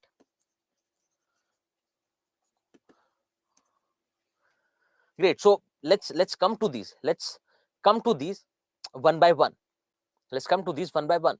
So everyone, if you see, otherwise on an individual level, everyone has a limited idea of modernization, or what the word modern means. Everyone has a different idea about it, which is more often than incomplete. But when we put all your ideas together, you find that we have explained the term very well, and we'll come to it. We'll discuss all the factors of modernization. So please remember that this process is going to be important, and we are going to, because uh, most of you are sitting at home and studying, you might not have a peer group, and to give you a feeling of peer group, one is this engagement, and another thing is you'll get to know what others are thinking as well. That if we talk about answers, I'll first ask you, how can you write the introduction? Then you'll suggest something, and you'll get to know that, oh, I had a fair idea about how to introduce, but see, the other person has say opened up another dimension. So this process of discussion is going to be important. Sushi, see, you do not have to worry about it. In the next slide, you have everything written. You have everything written, and also it is more about the idea. It is more about the concept that you have to understand, and everything else will fall in place. So just have to bear with me for a couple of days, and everything will be understood. Okay, so these are various aspects of modernity, and now looking at this, you'll find that you had pretty much included everything. We will discuss these ideas one by one, because some of you might have suggested secularization but might not be aware about urbanization. Similarly, people might not be aware about rationalization, so we'll take them one by one, so it is covered for everything. Yes, so uh, can you hold on for a second? I think there's some issue with the camera. Just a second, please.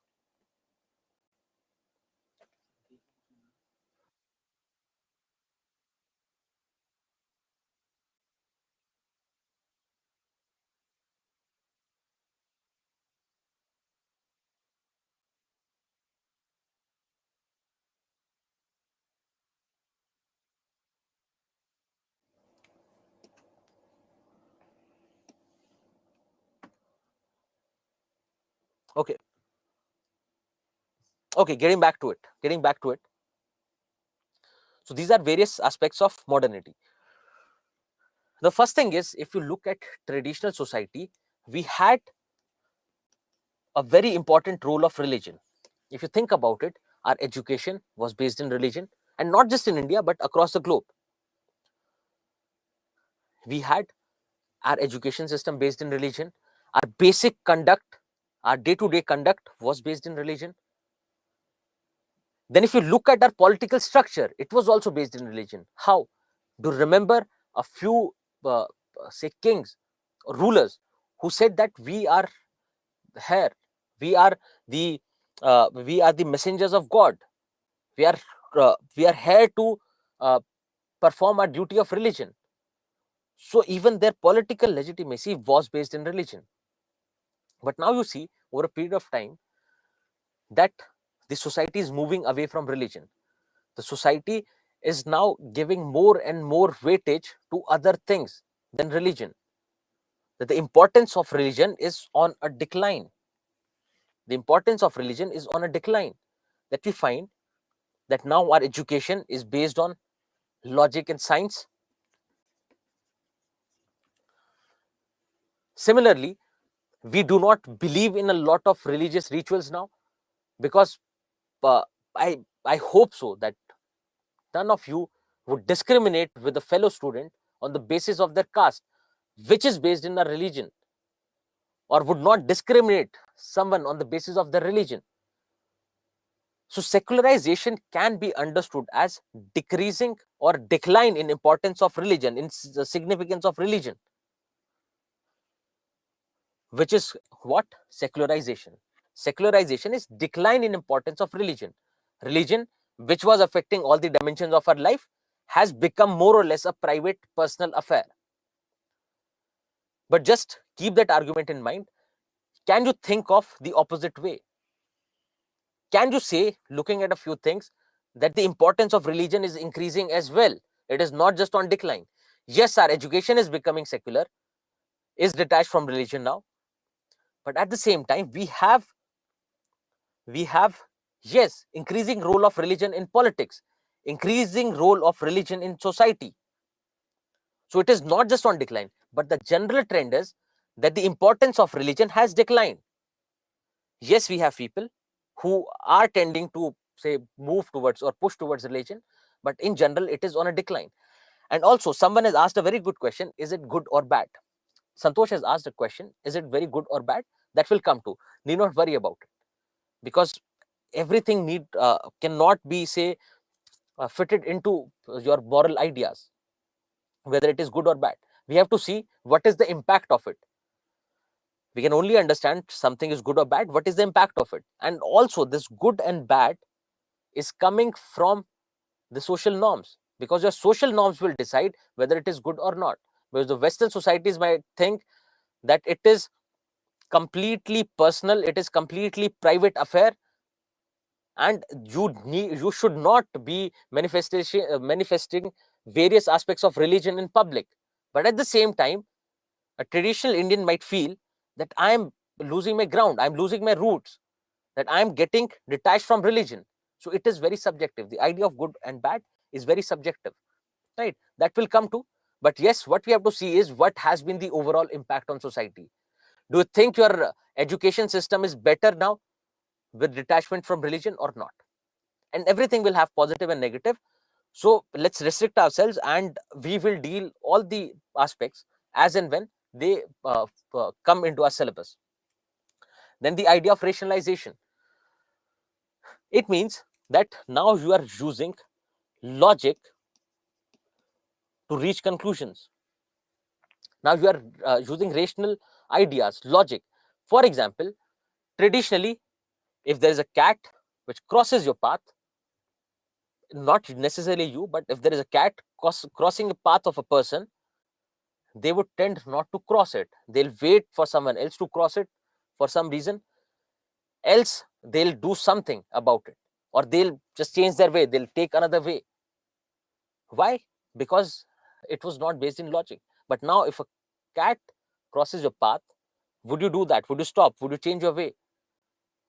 Generally, no. Most of the people would not.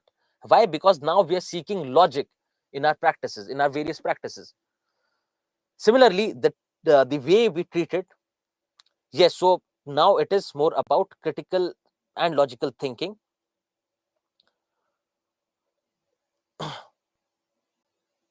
Yes, and we are moving away from superstitions. Yes. So rationalization is use of logic to reach various conclusions. Similarly, if we talk about the increasing influence of science and technology, yes, technology, because see, technology, if you say that artificial intelligence is the technology, internet is the technology, your super fast cars are the technology, it is not that. Technology is something that is a little ahead of our times. If you understand this with that logic, it is something that is a new invention, that is something a little ahead of our times. So for example, technology for someone in the ancient times, wheel was technology. Why? Because now they could move from one place to another easily compared to their present situation. So the role of technology has to be understood that way. But that's why we have written increasing influence. So not that in traditional society there was no role of technology. Yes, technology was there. Our agricultural equipments were getting better and better over the years. So yes, there was increasing role of there was role of technology. But now we see that our life is surrounded by technology. Everything is based in technology. With our push towards scientific education, with our push towards, say, increasing the standard of living, increasing the ease of living, we have been surrounded by various aspects of technology, and the influence has been ever increasing. Similarly, you can talk about the emergence of nation state. Now, you do not have to think strictly in political terms, in political science terms, that a few of you might because of your educational background or your optional. So what is technology for us? Yes, the technology for us is something that is changing. Now, as you think about this, you do not have to think that what exactly is technology, because it is changing. It is under, say, transition. It is always under transition. It is a part of society, always under transition. So what we have to see is it is the increasing influence of science and technology in our lives. So our education based in technology, the way you travel to your work or school or college based in technology, the way you communicate with each other based in technology. So the influence of technology is increasing, because for some of us, for example, I'm not a tech savvy, so for me, using a smartphone and the internet is technology. Having to deliver lectures over the internet is amazing role of technology. For some of you, artificial intelligence and something that is going beyond artificial intelligence might be technology. So it is under transition. Then you look at the emergence of nation state. Now think about this. Traditionally, we had various kingdoms. There was a ruler, and there was a tendency of imperialism, that everyone was expanding, was at least trying to expand their territory over the years. And then the people got to know that people felt that if we are not speaking same language, and rather it was more towards nationalism, that we are speaking same language, we are experiencing the same culture, let's move away from this bigger kingdom, let's create our own nation state. Because the idea was that if we are speaking the same language, if we have the same culture, the thing is that we will live in cooperation, we will have similar interests which we can achieve. So therein you find the emergence of nation state. And this nation state is not in terms of the state, the states that we have in India. The concept of nation state is related directly with nationalism and with your Europe. Because during your world war time, you find that Europe started breaking up. There were kingdoms before the First World War. After the First World War, the bigger kingdom broke up on the basis of linguistic and national identity. So this emergence of nation state is so the emergence of nation state is can be related to nationalism, the rise of nationalism, because otherwise we had kingdoms, and with this accompanied democracy. So one idea is, let's move away from this bigger kingdom, let's create our own nation state. And then also we will, why would we need a ruler? Why would we want to follow or be obedient to someone else's views? Why not we ourselves govern us? We govern ourselves all by ourselves. That we will elect a leader amongst us, and we will give them, say, greater authority. They will have responsibility, but we'll give them greater authority. They'll be the ones who will take decisions for us.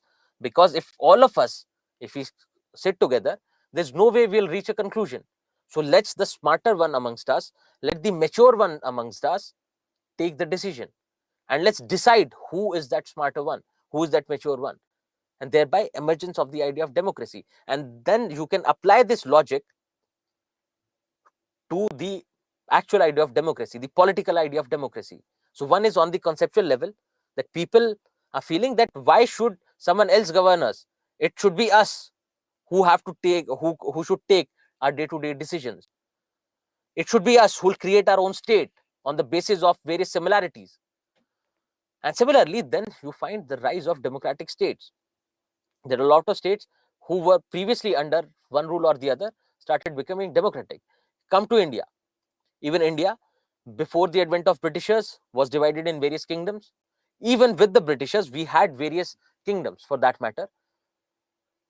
And then later we find that once we ousted the British, we set up a parliamentary system here, the system of democracy. And this idea of democracy, the idea of people having to govern themselves, people getting to govern themselves, is also modern. Because the traditional idea was the idea of someone else ruling us, someone else telling us what to do, what not to do. And the idea of democracy says that it is us who's going to decide what has to be done. So change or transition towards idea of democracy. Then you talk about industrialization, capitalism, commodification, urbanization. You will take all these together. But before that, let's look at expansion of mass media. Now, previously, before modern times, before modern technology, you find that if you had to communicate with someone else, it would take days. You would have to write a letter, send it across. And even that process was slow because we did not have the kind of logistics we have today. But now if you want to speak to a friend or your cousin who's sitting there in the States, you can just do it over a call. It'll take a minute. And also you find that there has been expansion of mass media over the years. Not just the means of communication that are contained in technology, but the way we get information. Now you have news channels who report it within a minute. Something happens in the Europe and they report it in a minute. So within a minute, you'll get to know. So there has been this expansion and changes in mass media. Now I'll just clear one more thing, that when we are talking about this, because looking at a few comments, I feel that you are again thinking of it as an end, that where have we reached? Where did this start? Yes, we do give a cutoff to modernity, but what we have to understand is this is a process that we are getting secularized. We are using more and more logic in our decision making. We are getting more and more urbanized. The democracy is deepening more and more, right? So you have to understand this as a process, that the influence of science and technology is increasing. Because 10 years ago, at least we are not using technology, or 15 years ago, at least we are not using technology in education. Now technology is influencing our education, the way technology is playing a role in healthcare. So it has been increasing. So please try to understand it as a process. Then we have setting up of industries, transition from agrarian to industrial economy. Similarly, market oriented approach and commodification. But let's do one thing, because it's time for break. Let's take a break, and after the break we'll take up these. No need to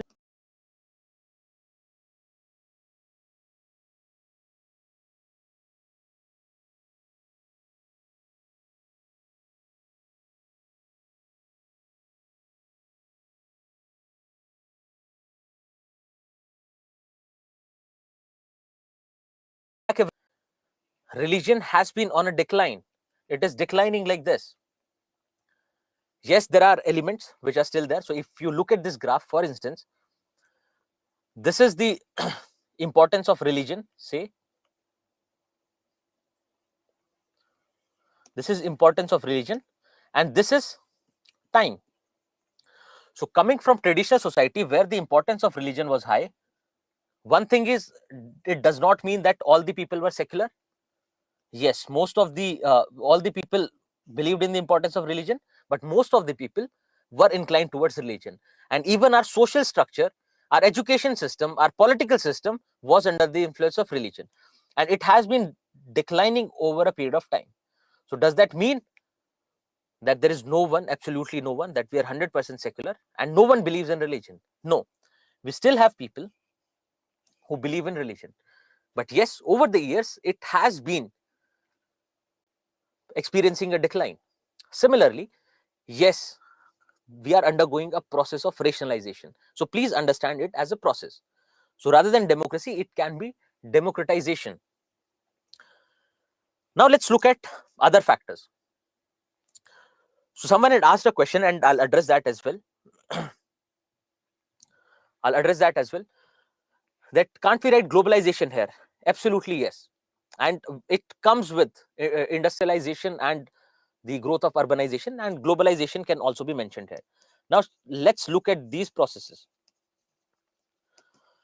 So if we talk about industrialization, initially we had agrarian setup, then slowly we moved towards industrialization. We industrialized more and more. Role of science and technology increased in the matters of production. We are not doing everything with hands. And again, you'll see that it is again related to status as well, that we generally feel that the ones who are involved in manual labor, we accord them lower status, whereas the ones who do not have to do manual work are being given a better status in the society, for that matter. So we have been undergoing a process of industrialization, which means that the number of industries are going, more and more processes are being taken up through industrialization, wherein we believe in mass production. We produce more and more goods. With industrialization, you can say that there has been a rise in commodification. Commodification basically means uh, uh, treating anyone or treating any person, human, like an object, like a commodity. That means now everything has a value. We attach value to it. We do not just think merely in terms of human values, human emotions, but we look at the utility. What can be the benefit? And on the basis of that utility that one can provide, we attach a value to it. So we attach more value to, say, our scientists. We attach more value to our bureaucrats as compared to others. So this commodification is treating anyone like a commodity and disregarding human values. So yes, we have been undergoing a process of commodification. Similarly, if we think about the traditional societies, we find that it was the role of state when it comes to assigning value or thinking about the price of any product. If you talk about, say, what will be the price of wheat in the market, it was decided by the state, it was decided by the government. But now we see that with the advent of capitalism, we find that it is market which assigns value, to people, which assigns value to any kind of product. So from the role of government, and we can also say with this that the role of government has also been declining. Similarly, we find urbanization happening, more and more people moving towards urban areas, people leaving their rural households, people leaving their major economic activity, that was agriculture, and moving towards cities, going and setting up and living in cities. Then similarly, globalization has also been increasing. It's not that it was not there. Yes, Britishers came to India. Yes, we find our Silk Route. But ultimately now we see that the pace at which globalization has been happening has increased. So globalization has been deepening in our society as well. Yes, so Bharti is suggesting the ulterior perspective to commodification, and that's good, and that's what is expected of you. So commodification was there as well in the past, in terms of slave trading, in terms of bonded labor, where people were not treated like humans. They were treated as a commodity, traded like a commodity. Now you see that those aspects have also been on decline. But in general, we find that we attach a price, we put a price tag on pretty much everything. We treat people like objects, commodification of women. So yes, we have to look at the ulterior perspective as well, and that will come to when we talk specifically about Indian society. So these were a few aspects of modernity, that what does the term modern entail. Now my question was, what do you think, is Indian society modern or traditional? How do you find that, is another question that will come to. So yes, most of you are saying that India is in a transition phase wherein we are moving from traditional to modern. We are moving from traditional to modern. This is the transition that India is going through. It is a blend of both. If we look at our say aspect of religion, we find that yes, there has been a decline in the importance of religion in our education, in our politics, but at the same time we find that the various religious practices, various rituals that we follow are still based in religion. Think of the way we cremate our dead. Think of the rituals that are being held when a child is born, that those are still based in religion. Now again, religion is something that basically is a part of your socialization from the very beginning, but it is again under change. How? In joint families, it was your family who was say socializing you in the matters of religion. But now with nuclear families, families do not neither have the time nor do they attach that kind of importance to religion. But again, there'll be rural and urban divide. So yes, we have modern values and traditional values at the same time. So the marriages that are happening are not in the traditional way. We have new forms of marriages as well. But again, the marriages are decided on the basis of muhurtam, that we decide a time and place and everything on the basis of religion. Yes, so other thing is, yes, if you talk about various kinds of infrastructure, those are also under change. The infrastructure with relation to health, the infrastructure of your roads, the basic technological infrastructure, everything is under change and it is getting better over the years. So yes, these were the few aspects, basic aspects, because all these things can be fitted in here. So increasing influence of science and technology can be related to advancement in healthcare. So but the most important thing that that we have to realize is that it is a process. It is not that we have become completely secular. It is not that we have lost the importance of religion. There's no significance of religion. No, it is there, but it is on a decline. And also we find that against this wave of modernization, so we have now, we can say that yes, there has been a wave of modernization which we are undergoing as a society. This wave of modernization has an opposite wave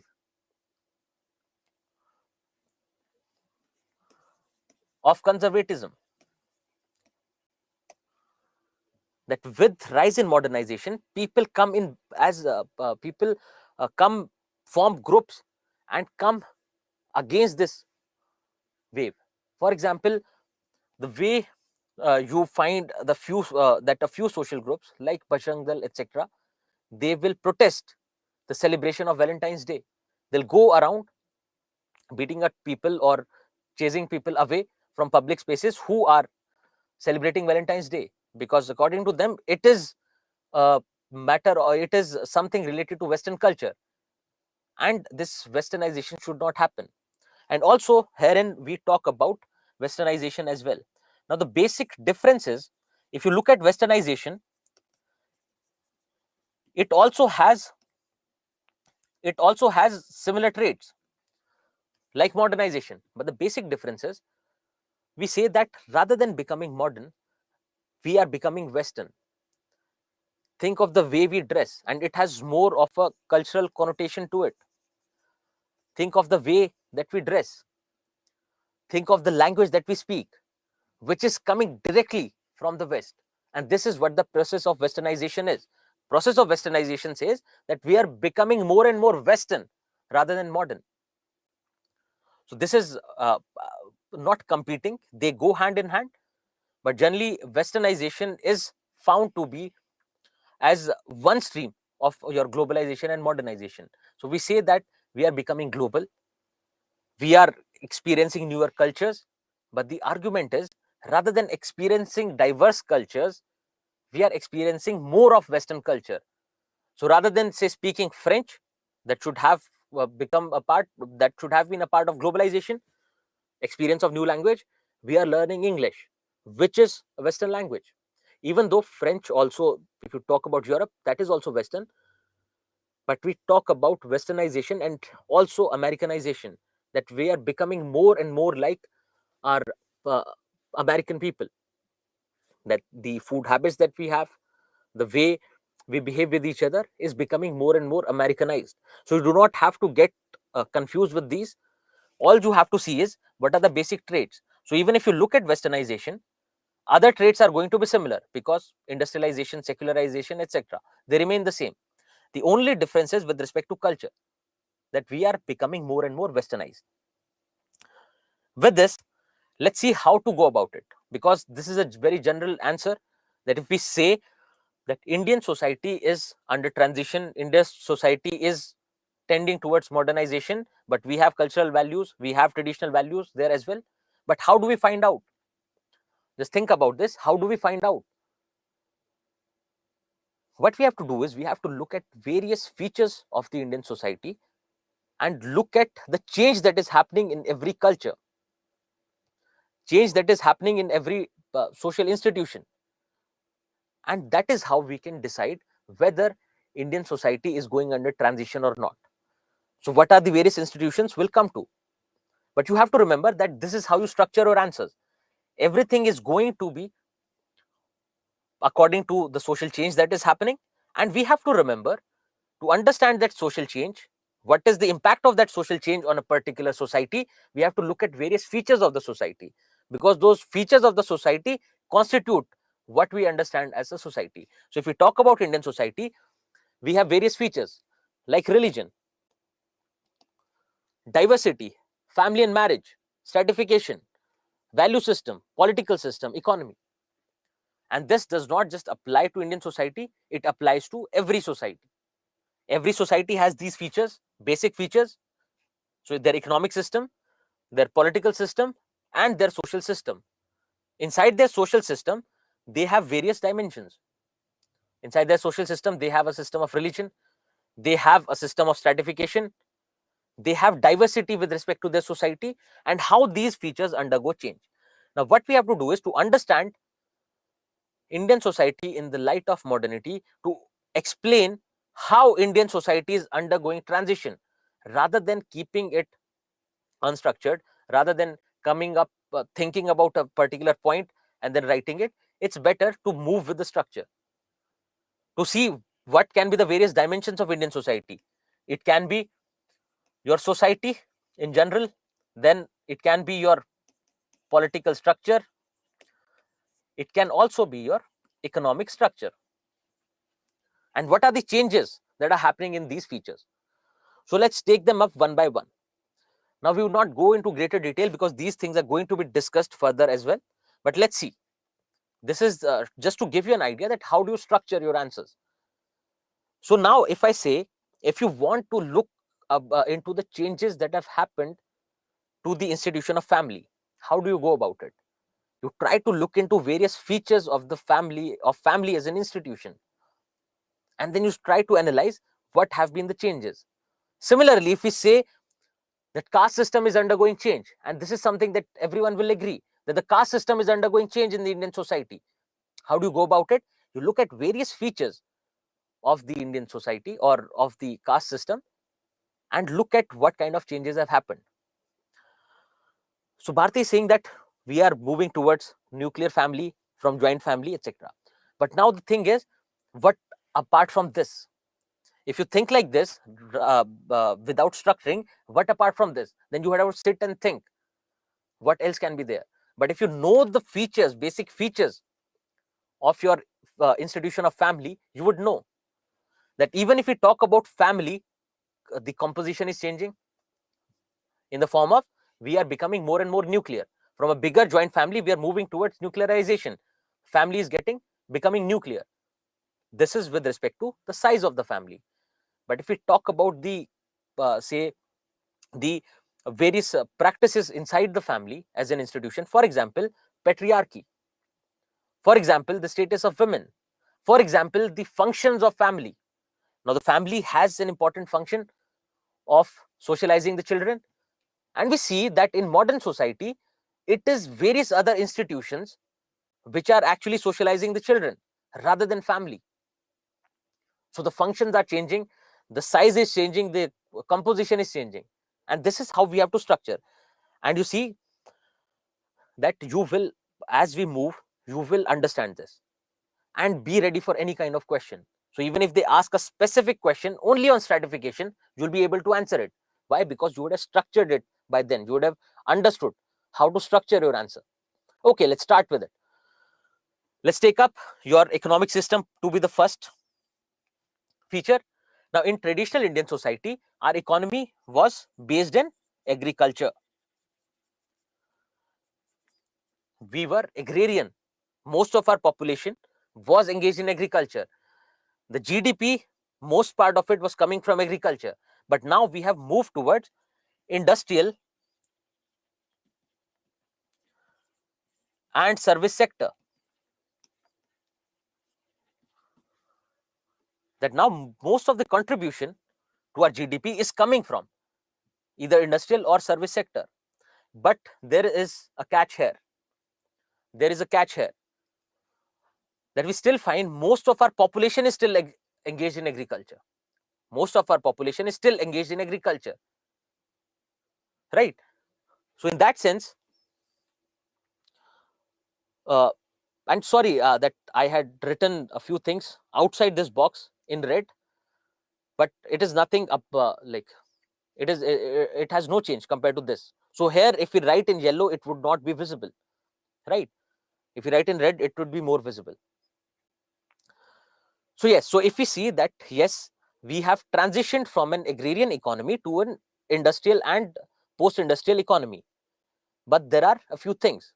For example, we still have most of our population engaged in agriculture. Agriculture is still a part of it because see, agriculture still contributes greatly to our economy. And in the COVID year, you remember, it was only agriculture which saw a growth. Other sectors were down. Also, if you talk about agriculture, that agriculture is also undergoing change. The productivity is increasing. The role of technology in agriculture is increasing, right? But if we say that Indian economic system is transitioning from agrarian to industrial and post-industrial, would that be right? Absolutely yes.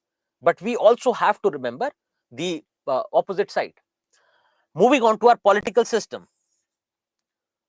The political system we had before was monarchy.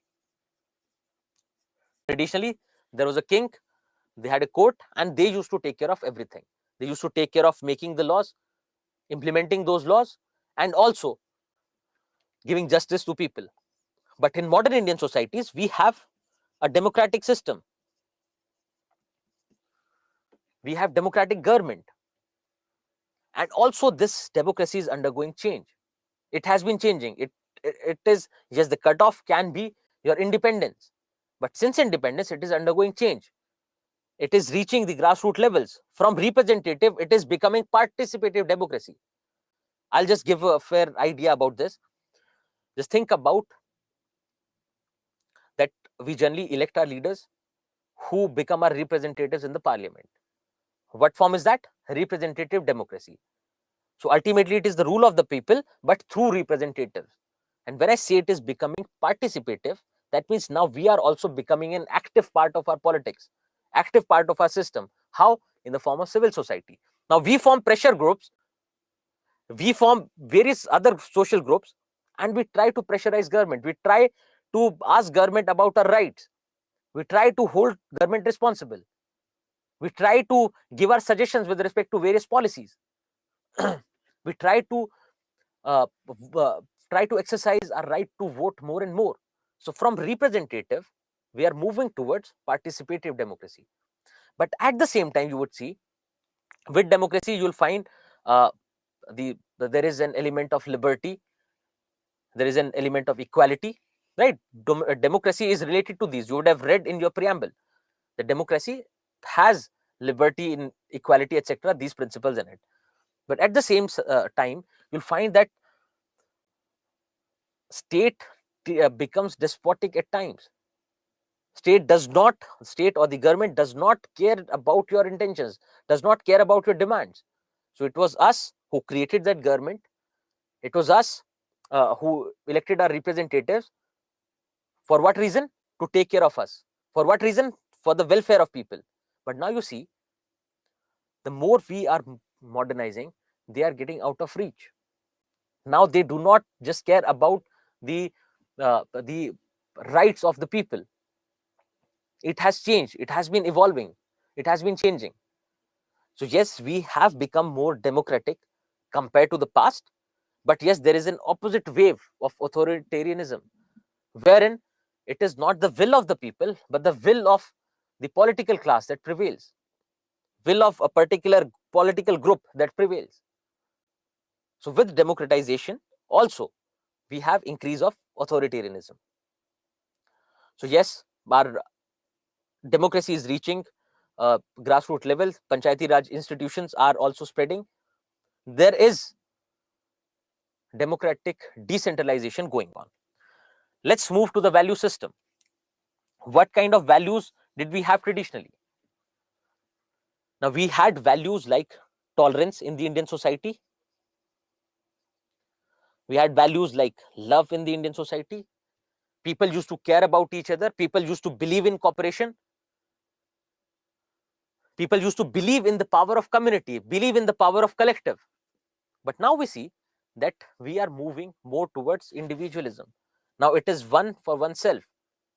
If you want to get your rights, if you want to get rid of a problem, it is just you who has to take care. So from the community-based living, we are moving towards individualism, where everything, your value system, everything revolves around the individual. Now it is your personal belief system that decides how you are going to behave in the society. But also at the same time, let me take you a little towards a question. Now, what if I say that tolerance and love have been an important part of our traditional Indian society and also are an important part of Indian society today or modern society today? Love and tolerance being important values in the past and being important values today as well. Can we say that?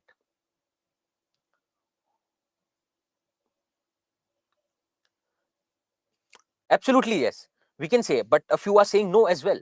So let's ask for your opinions.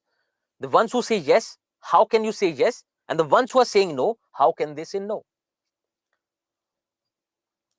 So Rashmi is saying yes, tolerance and love are still an important feature of the Indian society, but it is on a decline. Okay. Yes, so Mithun is saying that we can say that it is a part of Indian society today as well. Why? Because even though we have a lot of diversity, we still are able to maintain this unity. We do not see a civil war happening as has happened in other countries. And no other country has held on to the diversity that we have in India. So which is the factor, which is a simple answer to the prevalence of tolerance and love in Indian society? Let's talk about those who were saying no, it is not.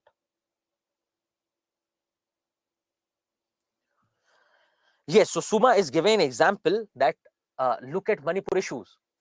Look at the riots that happened in Haryana a couple of days ago. What does that show? It shows that the feeling of tolerance and love, the mutual respect for each other, the mutual respect for others' community is on a decline as well. So overall, if you see that yes, tolerance and love were a feature of Indian society and are a feature of Indian society, but it is on a decline. It is changing.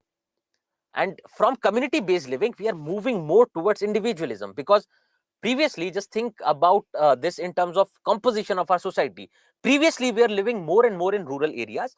In rural areas, it is a community way of living. Even today, if you go to a rural area, you'll find that people believe in the strength of the community. People are there serving the community. The needs of the community come first, and only after that, you'll find that people will value their needs. At the same time, right opposite is the urban society. Today, you do not even know who your neighbor is. Today, you do not care if something happens on the road. Generally, we find if there is a road accident, people do not want to go and help anyone. People would just, even if someone's shot dead right in the middle of the street, people would just walk over without caring what has happened to that person. So from community living, we are moving more towards individualism.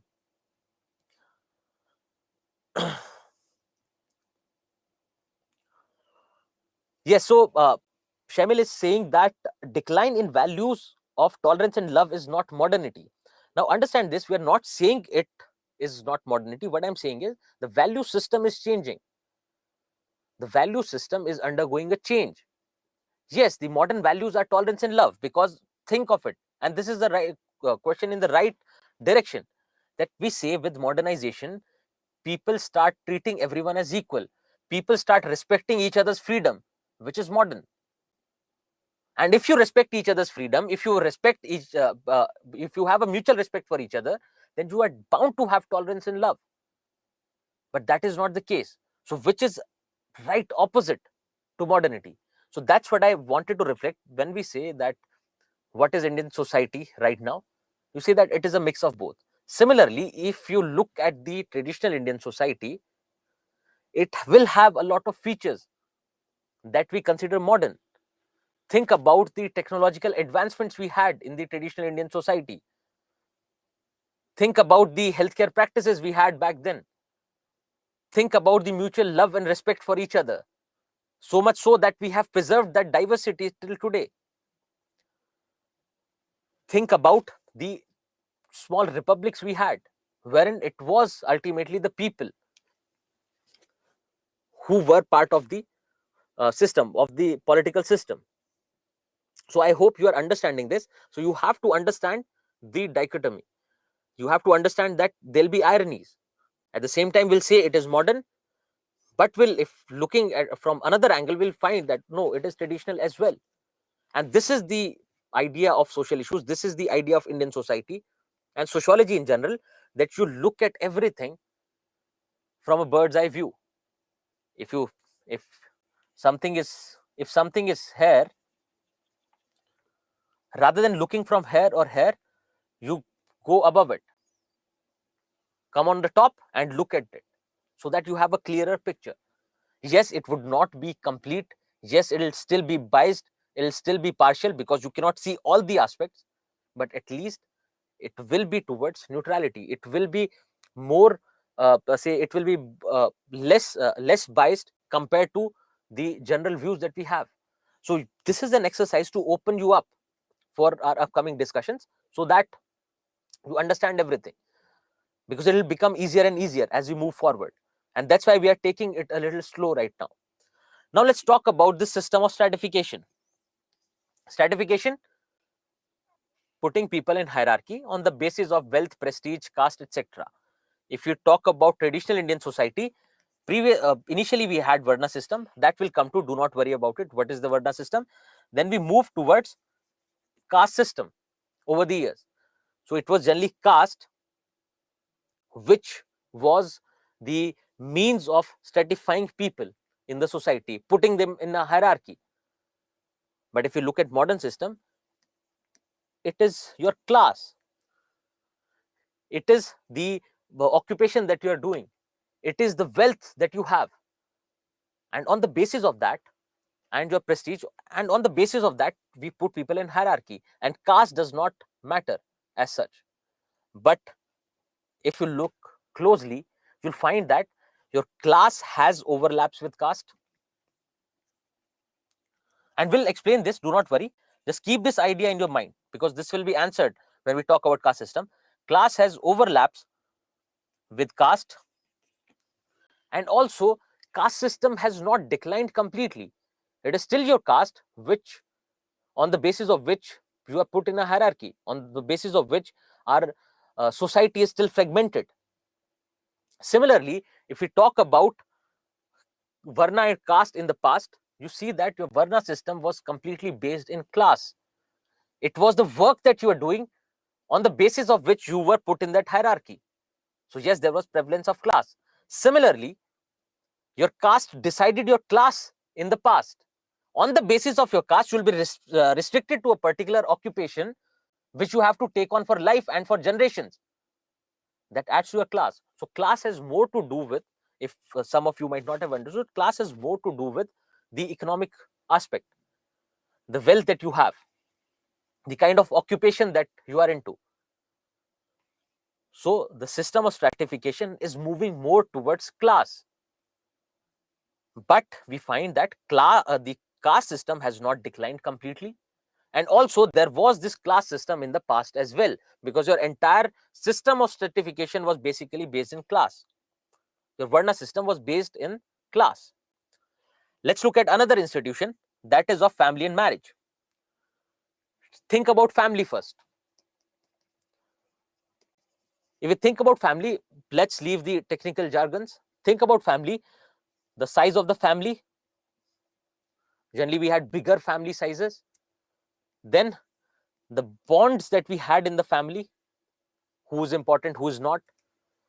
Then who exercised the power, who exercised the authority in the family. If you see this, it was generally the male members and the eldest male members of the family who exercised authority in the family. It was women who were treated, who were not treated at par with the men or the male members of the family. Similarly, the bonds were stronger. The sibling bonds were stronger back then. But now if you see that families have, the size of the family has decreased. Now from joint family, we have moved towards nuclear family. And with that, you find that you might not even have a good bond with your cousins. If some of you might have grown up in joint family, you would see it was generally your cousins, it was generally your elderly, your grandfather, your grandmother, with whom you used to spend most of your time, and you used to love it. But now there are chances that you would not even give them a call in 2 years or so. So the bonds are also changing. Similarly, the system of patriarchy that was there, now think of a nuclear household in a city. Do you think it is only the male member who takes the decision? Do you think it is only the eldest member who takes a decision? Take an example. If in your family, if you are staying in a nuclear family, if you have to buy a car, what will happen? The family will start having discussion. The father will ask the son or the daughter, which according to you is the best car? And they'll say that these cars can be chosen. So taking in account the views of the young as well. Similarly, then your father and mother will have a discussion that what is our budget? Which car out of this can we afford? Again, egalitarian. So now it is not stratified just on the base of gender and age. Now things are becoming more and more egalitarian. Also, if you talk about various types of families, you find a lot of new families coming up, lot of new types of families coming up. Can you give an example apart from live-in relationship, which has been mentioned? Can you give another example of a new kind of family? Now, this live-in relationship can be related to marriage as well. So, in marriage, where it was between, it used to happen. Now, without the bond of marriage, people are living together. So, single parent families, great.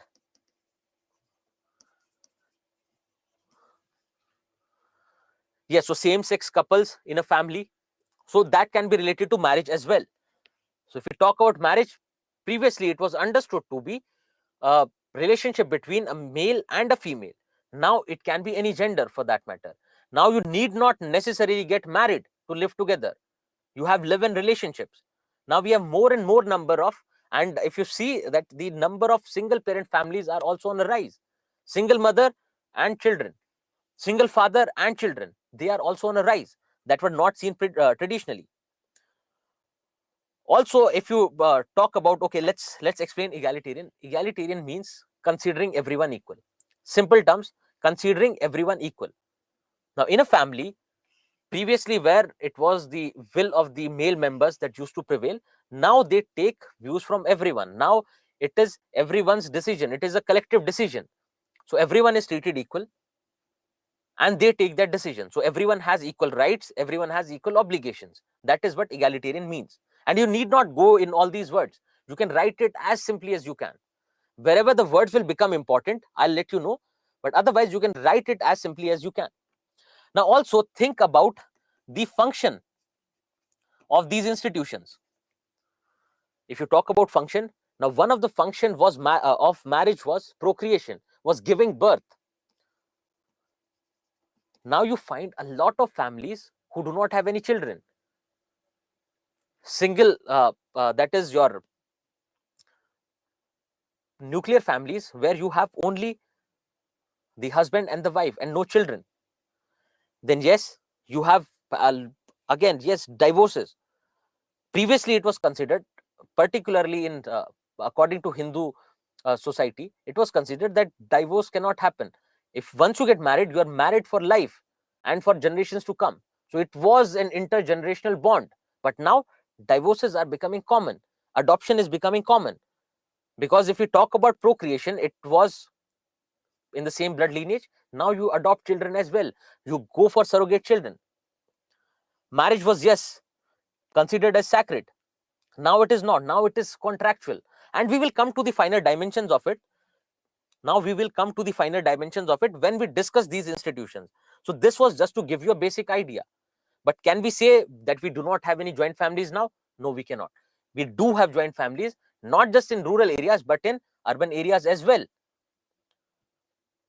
Similarly, has the function of the family or your marriage completely changed? No. There have been changes, but it is still there. And we'll come to all those aspects when we discuss these institutions. So Rashmi is asking, can we say that modernity has led to a decrease in the patriarchal nature of our society? And this will be answered to a great extent when we discuss women. But understand, yes, the patriarchal norms have been on a decline for years now. But still, there are a lot of issues. Do you think that women have an equal status? Women have an equal status compared to men right now? And you would say that you'll find a lot of anomalies with respect to that. And that will be discussed. Do not worry, that will be discussed when we discuss role of women. How in traditional society class determined caste? Okay, let me make it simple for you. So we were talking about class in terms of varna. What was your varna system? Varna system used to say that whatever occupation you take up, on the basis of that, you'll fall in one of these four varnas. Those four varnas were Brahmin, Kshatriya, Vaishya, Shudra. And that will come to, need not remember, that will come to in caste system. So on the basis of your work, on the basis of your occupation, you'll fall in one of these varnas, which ultimately got crystallized in the form of caste system. But otherwise, it was your class, it was your occupation that was determining. And also, your caste determined your class. Also, your caste determined your class. Because if you're coming from a so-called lower caste, you would be made to take up manual labor. Do you think it is as remunerative as taking up the position of a king or taking up a good position in the court of the king? No, it was not. So your caste also decided your class. That is how you find a relationship between the both, and we'll come to varna, caste system, class system. That is going to be our next chapter, next part. Then yes, no, you're still suggesting, and that's great, that you can relate monogamy to modernity, that you find polygamy has been on a decline with modernity. Need not remember right now, we'll come to it.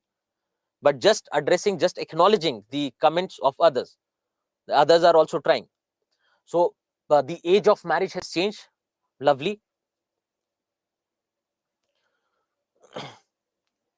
Great. So these aspects we will see, but all we have to understand is that these institutions are undergoing a change. Then you think about diversity. Think about diversity.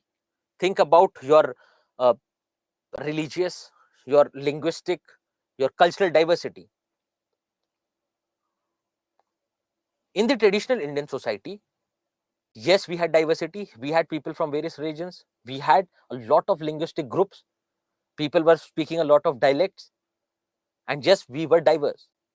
But in modern times, with globalization, we see that we are picking up new languages. Now, French is being taught in your schools. There are people who are picking up Spanish. A lot of us are speaking English. So we can say that the diversity till that extent has increased. But also at the same time, you see that in modern times, more and more of our regional languages, our various dialects are on a decline. They are being lost because of the use of these universal languages. Because of use of English, now you'll find that you more often speak in English even at home compared to what you did previously. So globalization has to that extent decreased diversity. And we are not going to all the aspects of globalization because it is a separate chapter and everything will be dealt there in a very structured manner. But think about it. So diversity, we can say, has increased in modern times, but also we register a decline in terms of our various practices, in terms of our various cultural practices, right? Also, if you see, if we talk about religion, traditionally religion was very important. It covered pretty much every aspect of your life, be it your social life, be it your political life, be it your education. Every norm was decided by religion. But now we see that we are under the forces of secularization, that we are becoming more and more secular. Our education is becoming secular. Secular is something that is devoid of religion. Understand secular as devoid of religion. That means apart from religion, what other things? Now your education, when I say is secular, that means it is not based in religion and it is based in science. It is based in logic. It is based on what kind of skills one should have to get a job. So it is becoming more and more secular. Yes, so religion is something very private and nothing can be devoid of religion for that matter, because even our various social practices are based in religion. Even if we talk about the modern education system, it is also being derived from religion, because now it is a religion which is also undergoing a change. Think about this. Our religion is also undergoing a change. We had various practices like sati pratha, etc. in the past. Those have changed. Similarly, the basic values we used to attach to religion have also been changing. So yes, you can say that no one for that matter can be devoid of religion. And even our education, if we talk about rationalism today, if we talk about our rationalization, we see that it is also based in religion. If we talk about say the way we conduct our, say, classes or education, it is also has an element of religion in it. And you can think about it.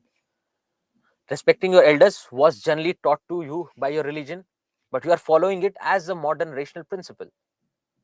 So yes, whatever conduct we are having today has an element of religion in it. And that is not an issue, because what we have to understand is declining role of religion in various aspects of life.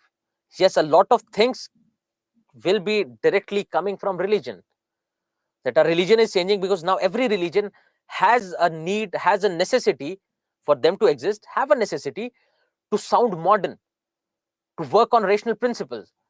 That whatever practices, just think about India, whatever practices we had traditionally based in religion, now we are looking for a scientific argument of the same, that we are doing this because it was based in science. So every religion now is changing, is evolving to stay in the society, to not register a decline. They are adhering to the norms of the society at large. They are adhering to scientific modern norms. And also at the same time, you find that on a certain level, religion is increasing as well. The increase of religion in basically religion which was considered private is becoming a social affair. So on the basis of religion, what do you eat, what do you wear, how do you conduct yourself is also becoming something public. So religion is registering say a significant increase in importance as well. But this goes on in societies. This goes on in societies. And you remember, it's like Newton's law. Newton's law said, third law, that every action will have an equal and opposite reaction. Here you have to understand that every action has a reaction. It need not be equal, but every action has an equal reaction, has an opposite reaction. That if you have globalization, then we have increased push towards localization. With globalization, you say that the European Union was formed. With Brexit, a push towards localization. Similarly, the way we celebrate our festivals, the new fervor for religion, the new fervor for culture, etc., can be understood as backlash to the forces of modernization.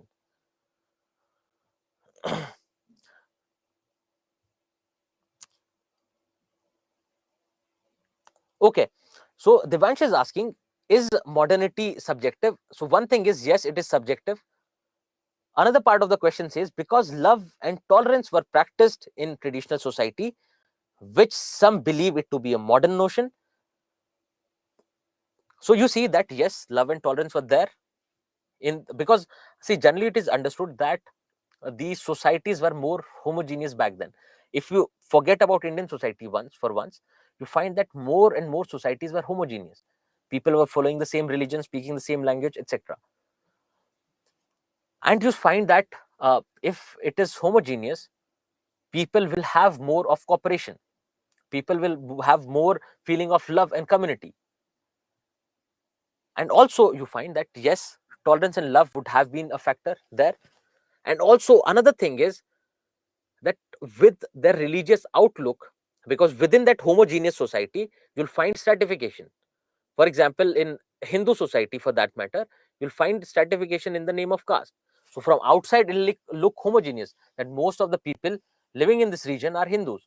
But inside that homogeneous composition, you'll find various elements of discrimination, various elements of differences and inequalities, which can lead to conflict, right? So the so-called lower sections of the Indian society were not treated at par with the so-called upper castes. So there was a conflict there. And because of which you'll find that if this is one caste, this is another caste, they will have conflict amongst each other. They might not tolerate each other.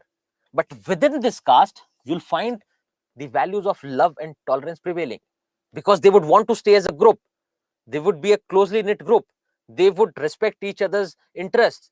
They will feel that we have similar interests. Similarly, if you look at modern society, we are saying that we are, say, moving towards global culture. Now it is the idea of liberty, equality that prevail. And liberty says that everyone has a right to do whatever they want, unless until they are infringing upon someone else's right. So you can eat whatever you want unless until you are stealing it from someone. You should not be infringing someone else's right. You have a right to have property, but that property should not be an infringement on someone else's right. You should not have stolen or say seized that property from someone else. And it is believed that with liberty, with the idea of equality, love and tolerance will increase in the society. But yes, you will find conflicting notions. You will always find conflicting notions. And the idea of sociology, for that matter, is to prepare to understand these. So if you look at love and tolerance, if you look from above, you'll find that there are various castes prevailing in the society, and these castes will necessarily have conflict because they are infringing on each other's rights. But if you look within the caste, you'll find love and tolerance. But in Indian case, you find even though We had a lot of diversity with respect to caste. Even though we had a lot of diversity with respect to religion, linguistic background, we still had cooperation. We still had the feeling of love and tolerance. And this is from where you will move into the direction of uniformity and unity. And when we discuss diversity, you'll see that we are also going to ask us very important question, that whether uniformity necessarily leads to unity, or whether diversity is opposite to unity, that with diversity you cannot achieve unity. So these questions will be asked and will be discussed there. But you understand, we do not have to say restrict ourselves to the general ideas. We have to see there are specific traits of various societies, and even within a society you'll find various social groups, and every other group will have, say, different features, different norms of conduct. So with this, I hope you have understood the basic idea of how to analyze whether something is undergoing change, how to analyze that change. That if you want to look at the changes that have happened in the Indian society, if you want to look whether Indian society is modern or not, what do? You look at various features of the Indian society, take them up one by one, and try to figure out what changes have been made. And this should be the way you have to analyze other institutions as well. This is the most structured way of doing it. If you want to look into the changes, look into the features which might have changed. And we are going to extend this practice to these specific institutions. So when we come to, say, stratification, we'll talk specifically about how the system of stratification in India has changed. Similarly, when we talk about family and marriage, we'll see that what are the features of family, what are the features of marriage, and how every feature is undergoing change. So yes, Prashant, you are thinking in the right direction, talking about single citizenship, that yes, these are various factors that we'll discuss with diversity. So let's not say move away from the point. Now, the first salient feature of Indian society, what we have done so far, we have looked into the aspect of modernity and tradition. We have looked into what are the various salient features of Indian society. Now we are taking the important ones out of it and discussing them in detail. And what we have to do is, when we look at these, first, do not worry about any definitions. All you have to do is understand the various features of these institutions and try to look at them in the light of change, in the light of modernity, for instance, because modernity is not the only change. You have forces of globalization as well, but those will be discussed later, and everything will fall in place as we proceed. And it's not that we have that once we wind up caste system here, we are not going to look at caste system in the future. We will relate it somewhere. Do not worry about it. We are going to relate these institutions in the future as well. Now, caste system that we're saying is a form of stratification. What we said, that caste is a form of stratification, social stratification. What is social stratification? Arrangement of groups of individuals in hierarchical positions based on criteria like wealth, prestige, ethnicity, gender, power, etc. What does that mean? That it is not an individual that you are placing. First thing that you have to remember, it is the group of individuals, it is those social groups that you are placing in hierarchical position. So think about a society where you have politicians and your big businessmen. Then you have people, the working class, the people, say, involved in service sector. Then you have people involved in blue collar jobs or industrial work. Then you might have people who are say barely surviving, who do not even have the right means to subsist, or the poor. Now these industrial workers can also fall in the category of poor, but when I say poor, we are saying who do not have any means to livelihood. If you look into this, what the society will do is, they'll keep the politicians and your businessmen, your film star, and the ultra rich people on the top. Then will come your upper middle class and upper middle class, wherein you have people involved in service sector who have a decent income, who have a good family income. Then will come your various industrial workers, and other jobs who have means to livelihood, but it is not as much as the service sector. And then you'll have the poor who do not have any livelihood. And if you look at it, you'll find that every society for that matter will stratify people on the basis of this. Even if you look at ourselves, the way you'll talk to a local politician and the way you'll talk to the sweeper, the colony sweeper, is going to be different. Yes, a few of you might have a tendency towards treating everyone equally, but generally, the idea that we get. Why? Because on the basis of their wealth, because the basis of their prestige, we arrange them in a hierarchical order, one over the other. So poor at the bottom, then your, say, middle class, then your ultra rich. This is what stratification on the basis of wealth and prestige. Similarly, if we talk about gender, generally societies will place male members of the society on the top. Then will come your female. And post that, you find your third gender, the transgenders, that they are generally accorded the lowest position in the hierarchy. Again, if you talk about caste, we say, that the Brahmins come on the top, then come your Kshatriyas, Vaishyas, and Shudras.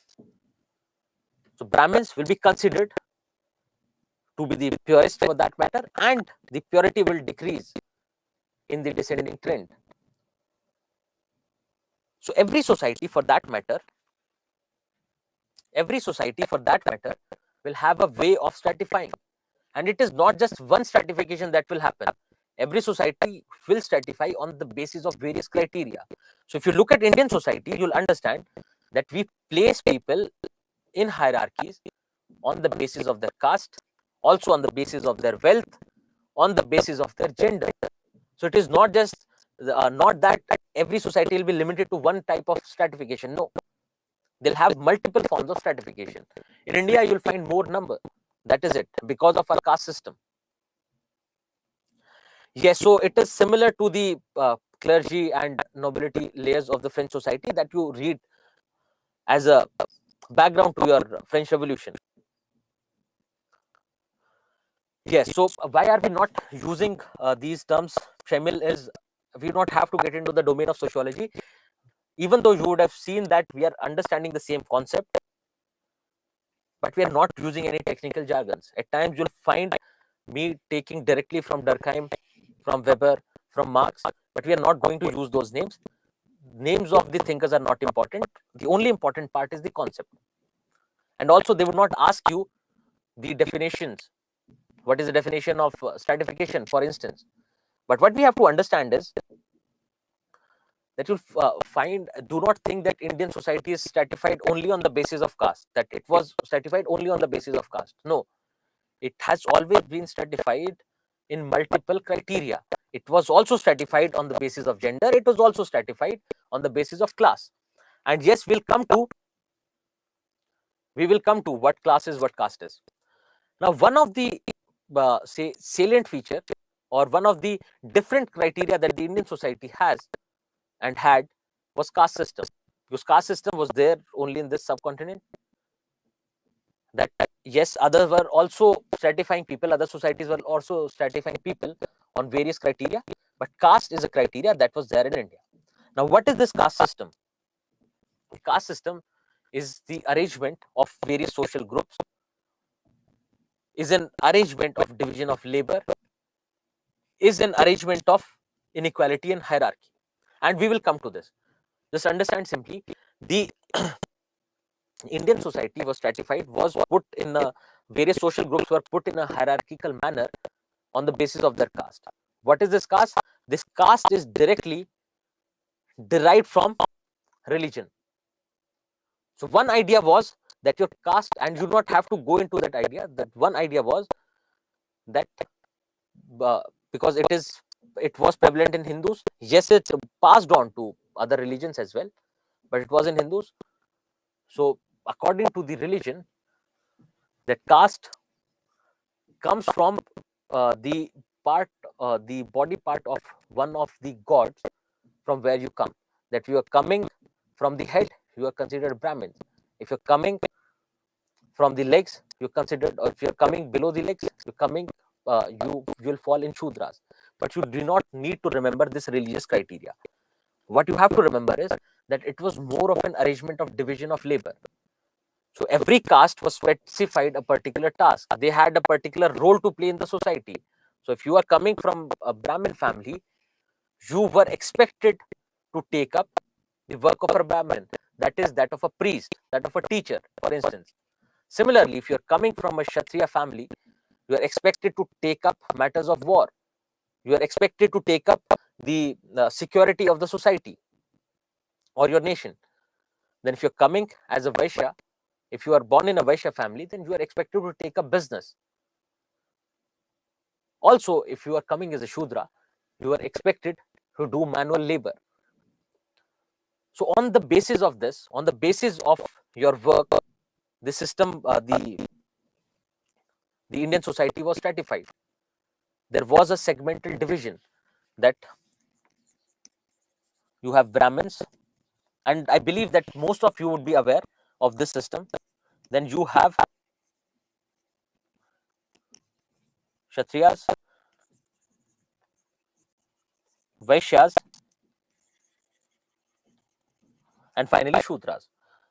So the Brahmins were supposed to take up the work of, say, for example, priest. Then Kshatriyas were in the matter of security. They were the rulers. They were the ones who will go out in wars. Then your Vaishyas will take up business, and your Shudras will support all the three castes. The Shudras will basically your service providers.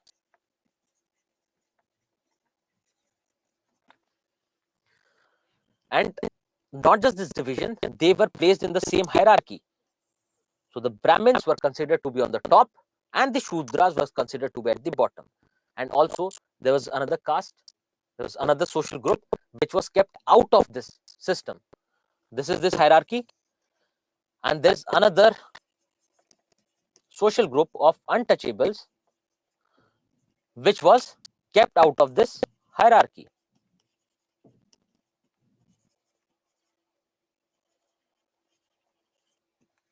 And we will come to the finer details of it, because there are a lot of changes, there are a lot of conceptions and misconceptions with respect to caste system that will come to ultimately. But let's understand the basic thing.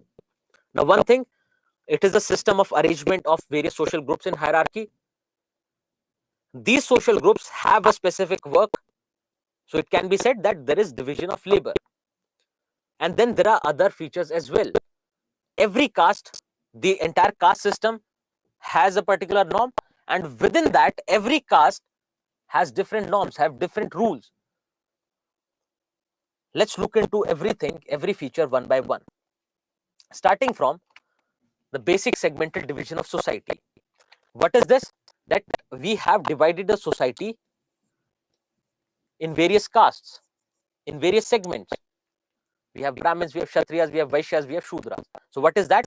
That is basically the segmental division of society. Then you see that not just division, not that we have divided the society in various castes, but we are also placing them in a hierarchy. The hierarchy of Brahmins, Kshatriyas, Vaishyas, and Shudras. They are also placed in a hierarchy. So Brahmins are considered to be on the top, and then you have Shudras at the bottom. And all this is happening on the basis of religion. The basic ground is religion, that the Brahmins are considered to be religiously the purest. And as you go down, there is an element of pollution that is added on every level. So this concept of purity and pollution is coming directly from religion. So we can say that your caste system was based in religion, for that matter. So understand this, when you talk about caste system, it is a segmental division of the society which arranges various social groups in a hierarchical manner on the basis of purity and pollution. So the Brahmins are considered to be the purest, and your Shudras are considered to be, and the level of purity decreases as you go down. So I hope you understand what is hierarchy and what is the segmental division. Yes, so Shudras as the ones involved in maintenance or basically providing various services to the other system.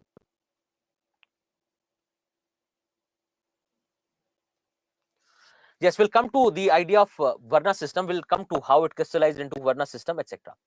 Okay. Now let's look at other features.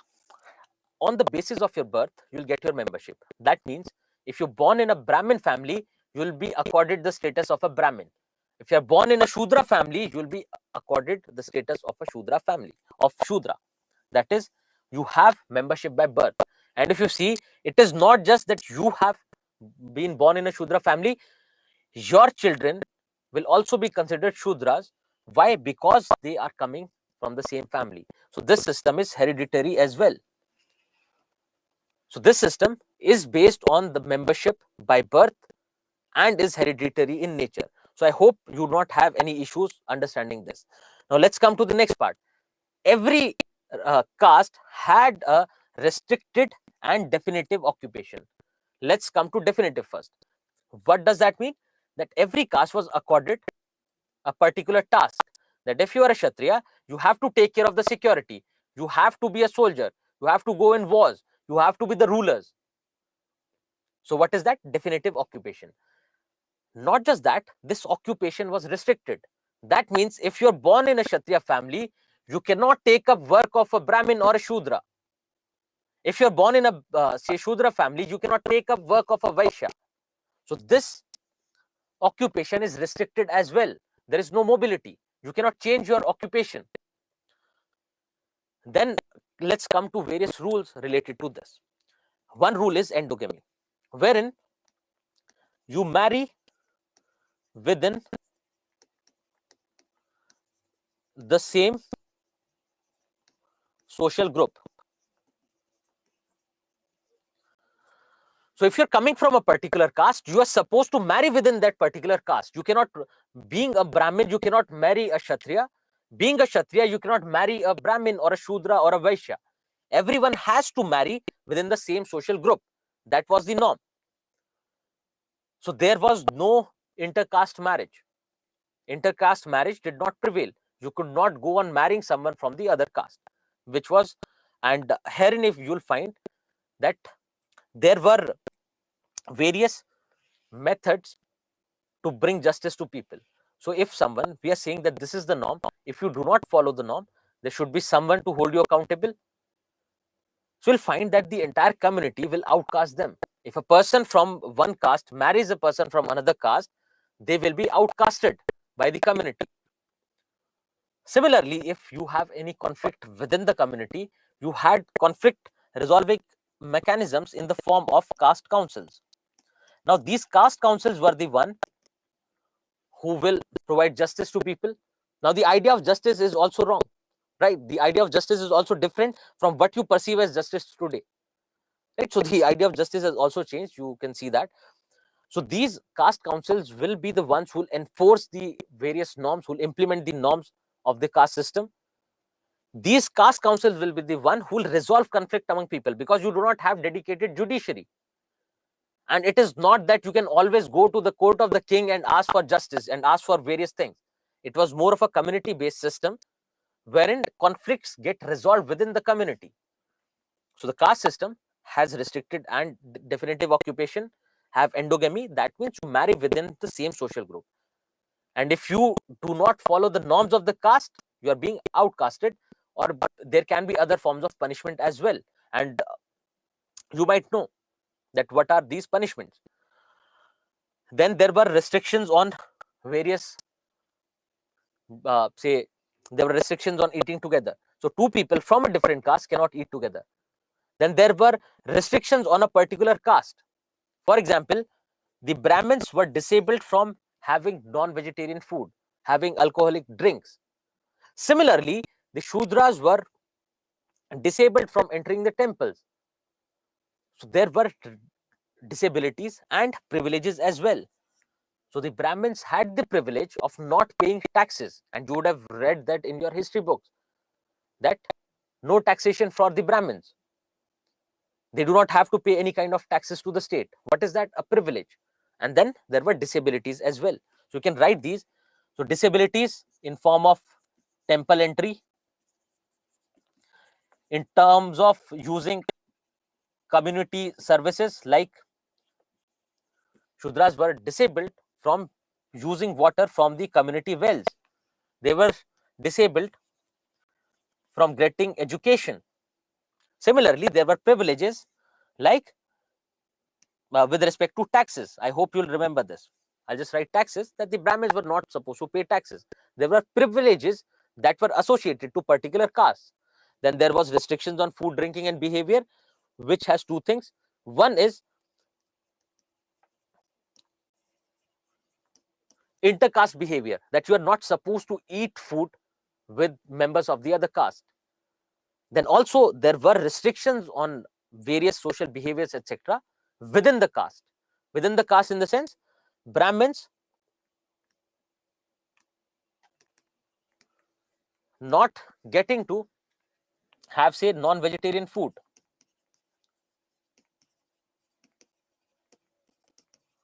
Which is a form of disability and also restriction on their social behavior. Similarly, you would have heard about untouchables, that they were not supposed to come out during the dusk and the dawn. That means during your sunrise and sunset.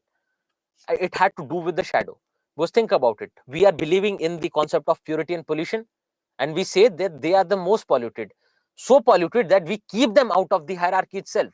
We keep them out of the entire caste system. And if they're so polluted, even their shadow can pollute other members of the society. And if you see that, they definitely needed each other. There was interdependence amongst caste, because you have one particular caste taking up a particular function. So the Brahmins will need the Shudras will need the Vaishyas will need Kshatriyas for their security, etc. So there was interdependence. And also these untouchables were also, part of this the system of interdependence, that they'll be the ones who'll do your menial jobs. They'll be the ones who'll say clean your sewage, for instance. And you would have seen that manual scavenging, etc., were widely prevalent in the traditional Indian society. But now they pollute as well, according to the system, that their shadow will also pollute. And during the sunrise and the sunset, you'll see basic scientific norms, that the size of the shadow will be the largest during sunrise and sunset, because it is not on the top, the sun is not on the top, it is on the either side. If it is on this side, it'll cast a bigger shadow on the other side.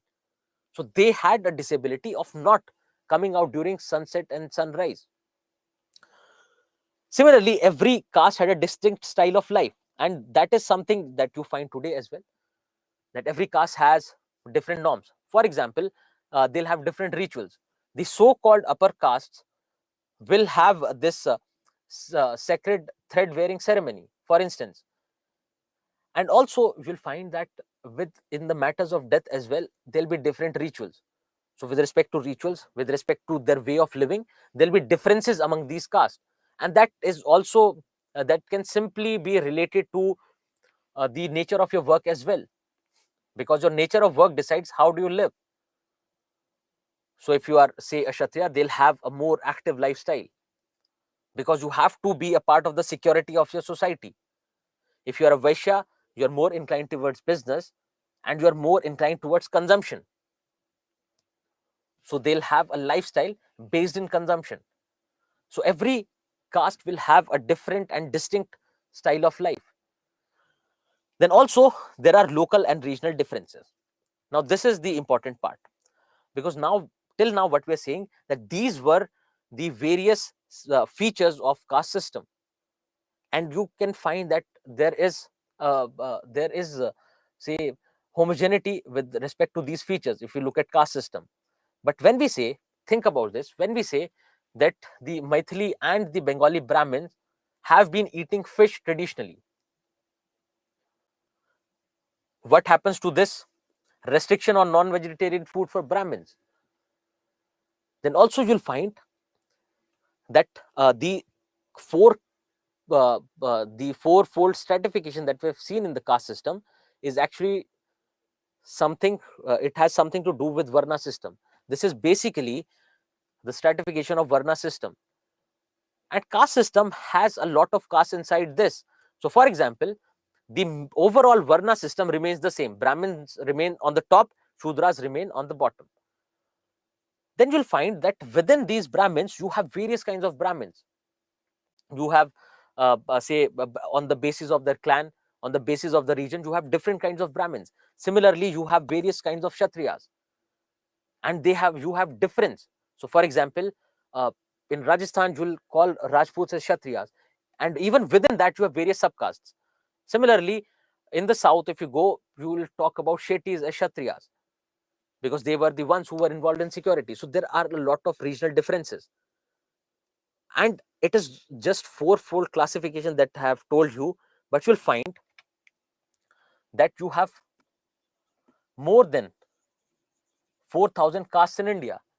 And the regional difference is so that within, you'll find that say castes like Gaudas that are there in Karnataka are not found in the north. Similarly, Reddis are not found in the north. At the same time, you'll find, say, your Jats are not found in the south. So there are a lot of regional differences, and there are a lot of regional differences with respect to stratification. So the overall Varna stratification remains the same. Brahmins on the top, Kshatriyas, Vaishyas, and Brahmins. But within these castes, you'll have multiple subcastes, and there'll be regional variations. In one place, there can be one caste which is considered on top, and it has generally more to do with your socio-economic background. So you'll find that, for instance, even though Jats are agricultural castes, right, they were involved in services, but we'll find that in Haryana, they have a better position compared to various other castes. They are considered even above, say, Vaishyas for that matter. So there is difference. And also, there is difference in stories around it. There are regional variations in stories around it, because we do not know precisely when it crystallized into the system that we see today. But we see that a lot of changes have been happening. So the rise of the middle caste. So the erstwhile agricultural castes, which were considered to be Shudras, have come on top, have, if not on top, but they have been mobile. They have increased their status with their increasing socio-economic status. And this can be accorded to, for example, Green Revolution. With Green Revolution, a lot of agricultural castes gained a lot of wealth. With that, their position automatically improved in the society. So there are a lot of local and regional differences, and we will discuss these differences and everything in detail, but we will take it up tomorrow. And what we'll do is, we will compare the caste system with the Varna system that was there, and we'll also look at the transition. Because you see that from Varna system, we move to caste system, and ultimately the caste system is giving way to class system. But all of that will be dealt in tomorrow's class. What I expect you to do is, take up this PPT, revise everything, start making notes as well, because it is better you do it right away. Do not wait for later.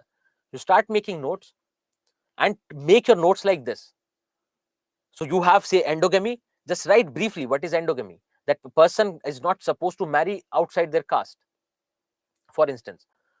Do not make very detailed notes, because it will become a task for you at a later stage to revise from these notes. So it is better you write simply, you write in short and synoptic manner, so that once you read, even looking at a keyword, you'll be able to understand. And trust me, if you revise it once or twice, everything will fall in place. The entire structure will, you'll get it by hearted, and would not be a problem. You would not have to remember a lot. Okay, so with this, let's conclude the session for today, and we will meet tomorrow. I expect you to revise it and come, and we will proceed our discussion here on. So thank you, everyone. Thanks for your patience, and do let me know if you have any problems. And the email ID is,